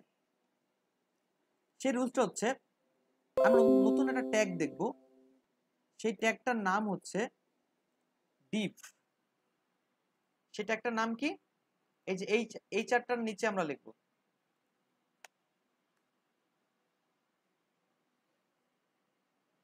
Depp, Depp close. সবাই এই ডিভটাকে একটু চিনে রাখেন, এর স্বভাব কেমন। এ মূলত একটা বক্স, এ মূলত একটা কি বক্স।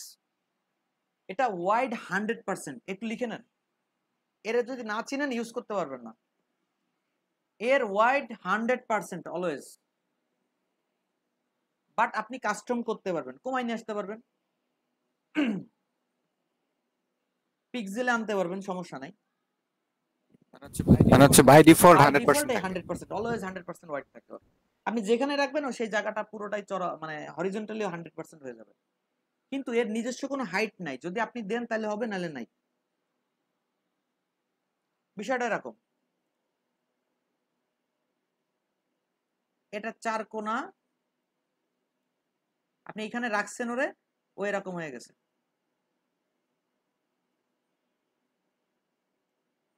বুঝতে পারছেন? এবার কথা হচ্ছে আপনি হাইট দিচ্ছেন, তাহলে বাড়তেছে। হচ্ছে না, মানে খালি চোখে এর দেখতে পাবেন না যদি আপনি হাইট টাইট না দেন বা এর ভিতরে কোনো কন্টেন্ট না রাখেন, খালি চোখে আপনি একে দেখতে পারবেন না, প্রবলেম হচ্ছে। আমি বাই ডিফল্ট একটু হাইট দিয়ে দেখাচ্ছি, নাহলে আমি ওটা টেনে নামাতে পারছি না। ধরেন এই হাইটটুকু নাই ওর, এই হাইটটুকু ওর নাই, আপনি হাইট দিতে পারবেন। ওর নিজস্ব কোনো বর্ডার বা ব্যাকগ্রাউন্ড কালার নাই, আপনি দিলে দিতে পারেন। ওর বৈশিষ্ট্যটা বুঝছেন? ওরা যেখানে রাখবেন এরকম সোজা একটা জায়গা দখল করে নেবে, আপনি হাইট বাড়ালে হাইট বাড়বে, যদি আপনি হোয়াইট কমান তাহলে হোয়াইট কমে আসবে, এরকম কমে আসবে। ওভারঅল কি এটা চারকোনা বক্স, বোঝা গেছে কথাটা? হ্যালো হ্যালো, এবার কথা হচ্ছে আমরা এই ডিপটাকে ডাকলাম, একটা ক্লাস নেম দিয়ে ডাকি, ডাইরেক্ট মানে ডিরেক্ট আমরা ডিপ বলতে পারি, কোনো সমস্যা নাই, ডিপ বললে হবে, কারণ আমরা তো জানি ট্যাগ নেম ধরে নাম ডাকলেও হবে। কিন্তু আমরা মূলত সামনে যে লেআউট ডিজাইনটা করব, আমরা একটু আগে দেখছি টেবিল দিয়ে লেআউট ডিজাইন, এবার দেখবো ওয়েবে আসলে কিভাবে ডিজাইনটা হয়, সেটা হচ্ছে ডিপ দিয়ে। আমরা ডিপ একটা ক্লাস নেম নিলাম, ক্লাস নেম দিলাম বক্স।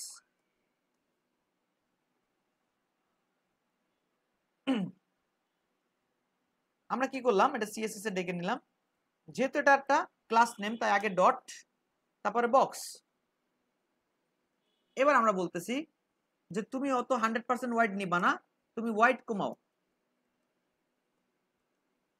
সরি হোয়াইট নিবা হচ্ছে 300 পিক্সেল, বেশি হোয়াইট নিবা না, এবং হাইট নিবা 300 পিক্সেল।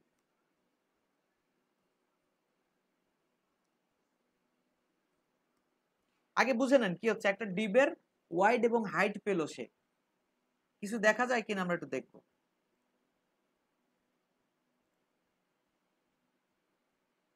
কিছুই দেখা যাচ্ছে না, যাচ্ছে কিছুই দেখা যাচ্ছে না, বাট আমরা ইনস্পেক্ট এলিমেন্ট করলে দেখতে পাবো, কারণ ওর তো বর্ডারও নাই ব্যাকগ্রাউন্ড কালারও নাই।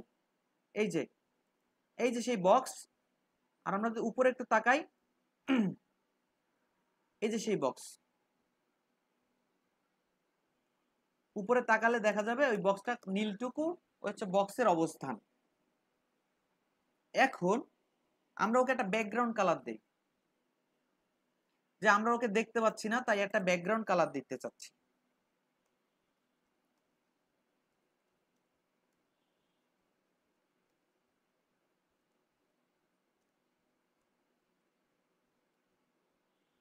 ব্যাকগ্রাউন্ড কালার দিলাম ইয়েলো,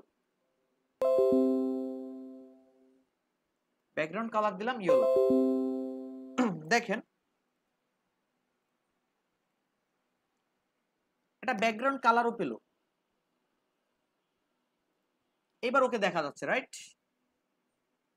তাহলে একে যদি আপনি নিজে কন্ট্রোল করেন ওয়াইড হাইট ব্যাকগ্রাউন্ড কালার, তাহলে ওকে দেখা যায়, নাহলে দেখা যায় না। আচ্ছা, এবার আমরা কি করলাম, এর মধ্যে একটা H2 নিয়ে আসলাম,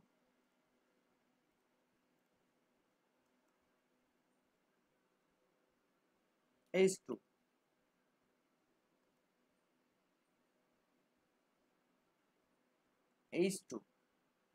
এর মধ্যে লিখলাম this is title, this is title.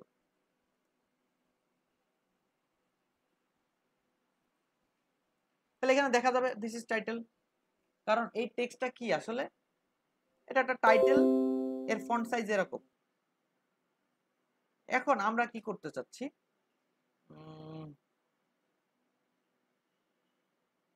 আমরা এই ফন্টের কালারটা চেঞ্জ করে দেই। আপনি ডিরেক্ট খেয়াল করেন, আপনি ডিরেক্ট এখানে একটা ক্লাস নেম দিয়ে কাজ করতে পারেন, পারেন না? পারেন কিনা? ডিরেক্ট ওইখানে একটা ক্লাস নেম দিয়ে কাজ করতে পারেন কিনা? হ্যালো, শুনতে পাচ্ছেন আমাকে? হ্যাঁ জি ভাই, এখানে একটা ক্লাস নেম দিয়ে আপনি কাজ করতে পারেন, কিন্তু আমরা এখন নতুন একটা কিছু শিখবো, সেটা হচ্ছে প্যারেন্টস এর মাধ্যমে কি করে চাইল্ডকে ডাকা যায়। এটা হচ্ছে এই বক্সটা হচ্ছে এই টুর প্যারেন্টস। দেখেন বক্সের মধ্যে টু আছে, তার মানে বক্স হচ্ছে প্যারেন্টস, টু হচ্ছে চাইল্ড, টু হচ্ছে চাইল্ড বাচ্চা কাচ্চা, আর তার মা বাবা বা গার্জিয়ান হিসেবে আছে বক্স। এখন যদি আমরা এরকম ডাকি, সিলেক্ট করতে চাচ্ছি আমরা একে, আমরা H2 কে সিলেক্ট করতে চাচ্ছি, তো সিলেক্ট যদি এরকম হয় যে রফিক সাহেবের ছেলেকে ডাক দেন, আমরা ডাক দিছি কাকে? রফিক সাহেবকে ডাকছি, ডাকছি কাকে? রফিক সাহেবের ছেলেকে ডাকছি। কথাটা ক্লিয়ার? ওভারঅল লাস্টে যে ডাকলাম কাকে? রফিক সাহেবের ছেলেকে, কিন্তু আমরা কিন্তু তার নাম ধরে ডাকি নাই। রফিক সাহেবের ছেলেকে তার নাম ধরে ডাকি না, আমরা ডাকছি কি? রফিক সাহেবের মাধ্যমে ডাকটা দিছি, রফিক সাহেবের ছেলেকে। তাহলে আমরা যদি বলি বক্সের মধ্যে 2 কে ডিজাইন করো, বক্সের আন্ডারে যে 2টা আছে তাকে ডিজাইন করো, একই কথা না? রফিক সাহেবের ছেলে বক্সের আন্ডারে 2, বক্সের চাইল্ড 2 কে ডিজাইন করো, একই কথা কিনা? যদি এরকম হয় সেক্ষেত্রে এখানে ডাকার সিস্টেমটা কি? ডাকার সিস্টেমটা হচ্ছে আগে তার প্যারেন্টস এর নাম বলতে হবে, ডট বক্স স্পেস H2, মানে আমি H2 এর আলাদা কোনো ক্লাস বসালাম না, সহজে ডেকে নিলাম। সুন্দর মজার জিনিস এগুলা। ডট বক্স, এটা হচ্ছে রফিক সাহেব, তার ছেলে H2, রফিক সাহেবের ছেলেকে ডাক দাও। তার মানে কি? ডাক দিল কাকে বলেন তো? H2 কে ডাক দিল। ওভারঅল ডাকটা কাকে দিল? H2 কে। কারণ খেয়াল করেন এখানে যে আপনারা H2 বানালেন, এখানে আরেকটা বক্স 3, তার মধ্যে H2 থাকতে পারে, বক্স 4 তার মধ্যে H2 থাকতে পারে, বক্স 5 তার মধ্যে H2 থাকতে পারে। তো আমরা বলতে চাচ্ছি বক্সের মধ্যে যেটা H2, শুধু অনলি বক্স, সেটা ডিজাইন হবে। মানে আপনার নাম এই যে তরিকুল ইসলাম বা রিপন ভাই, একই জায়গায় দেখেন 2 জন লোক আছে, কিন্তু আপনাদের পিতার নাম তো এক না, আপনার প্যারেন্টস এক না। তো রিপন ভাই একজন, আরেকজন রিপন ভাই একজন, এরকম আরো 2-4 জন রিপন ভাই থাকতে পারে, কিন্তু ওভারঅল তাদের বাবার নাম এক না। এই জন্য আমরা যদি এই চ্যানেল ধরে ডাকতে পারি তাহলে অনেক সময় একদম পারফেক্ট লোকটাকে, কারণ আমরা তো সিঙ্গেল ট্যাগের মধ্যে থাকবো না, ট্যাগের মধ্যে ট্যাগ, এক একটা পার্টে এক একটা ট্যাগ, অনেক ট্যাগের ভিতরে ট্যাগে চলে যাব, নিজের অজান্তে এই কোডগুলো করে ফেলবো আমরা, কারণ আমরা কোড শিখে ফেলছি, কতটুকু কিভাবে লিখতে হয় আমরা আস্তে আস্তে বুঝে যাচ্ছি। আমরা একটা টোটাল ডিজাইন করতে গেলে এরকম ট্যাগের মধ্যে আসতে থাকবে। তো সেক্ষেত্রে আমরা কিছু কিছু জায়গায় পারফেক্ট ট্যাগটাকে সিলেক্ট করার জন্য আমরা এরকম চ্যানেল ধরে ডাক দেব, উমুকের আন্ডারে উমুক, উমুক আন্ডারে উমুক, এরকম। তো সেই হিসেবে আমরা ডাক দিলাম কাকে? বক্সের মধ্যে 2 কে আমরা এখানে ডাক দিলাম বক্স স্পেস 2। আগেরবার বলছিলাম উমুক এবং উমুক, তখন কমা আসছিল, আর এখন হচ্ছে উমুকের মধ্যে উমুক, এই জন্য স্পেস আসছে। এই দুইটা মনে রাখবেন, এই দুইটা মনে রাখলে এই ধরনের চ্যানেল ভুল করবেন না। আমরা এখানে ডাকে বললাম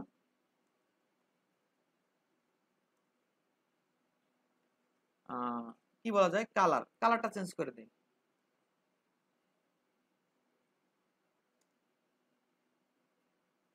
গ্রিন।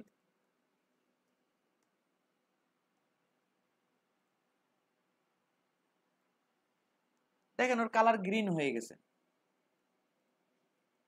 তার মানে আমরা বুঝলাম যে চ্যানেল ধরেও ডাকা যায়, অমুকের বাবা তুমুক, তুমুকের বাবা অমুক, এরকম অমুকের ছেলে তুমুক, এরকম ভাবে ডাকা যায়। আচ্ছা, এইটুকু নিয়ে কোনো প্রশ্ন আছে কিনা?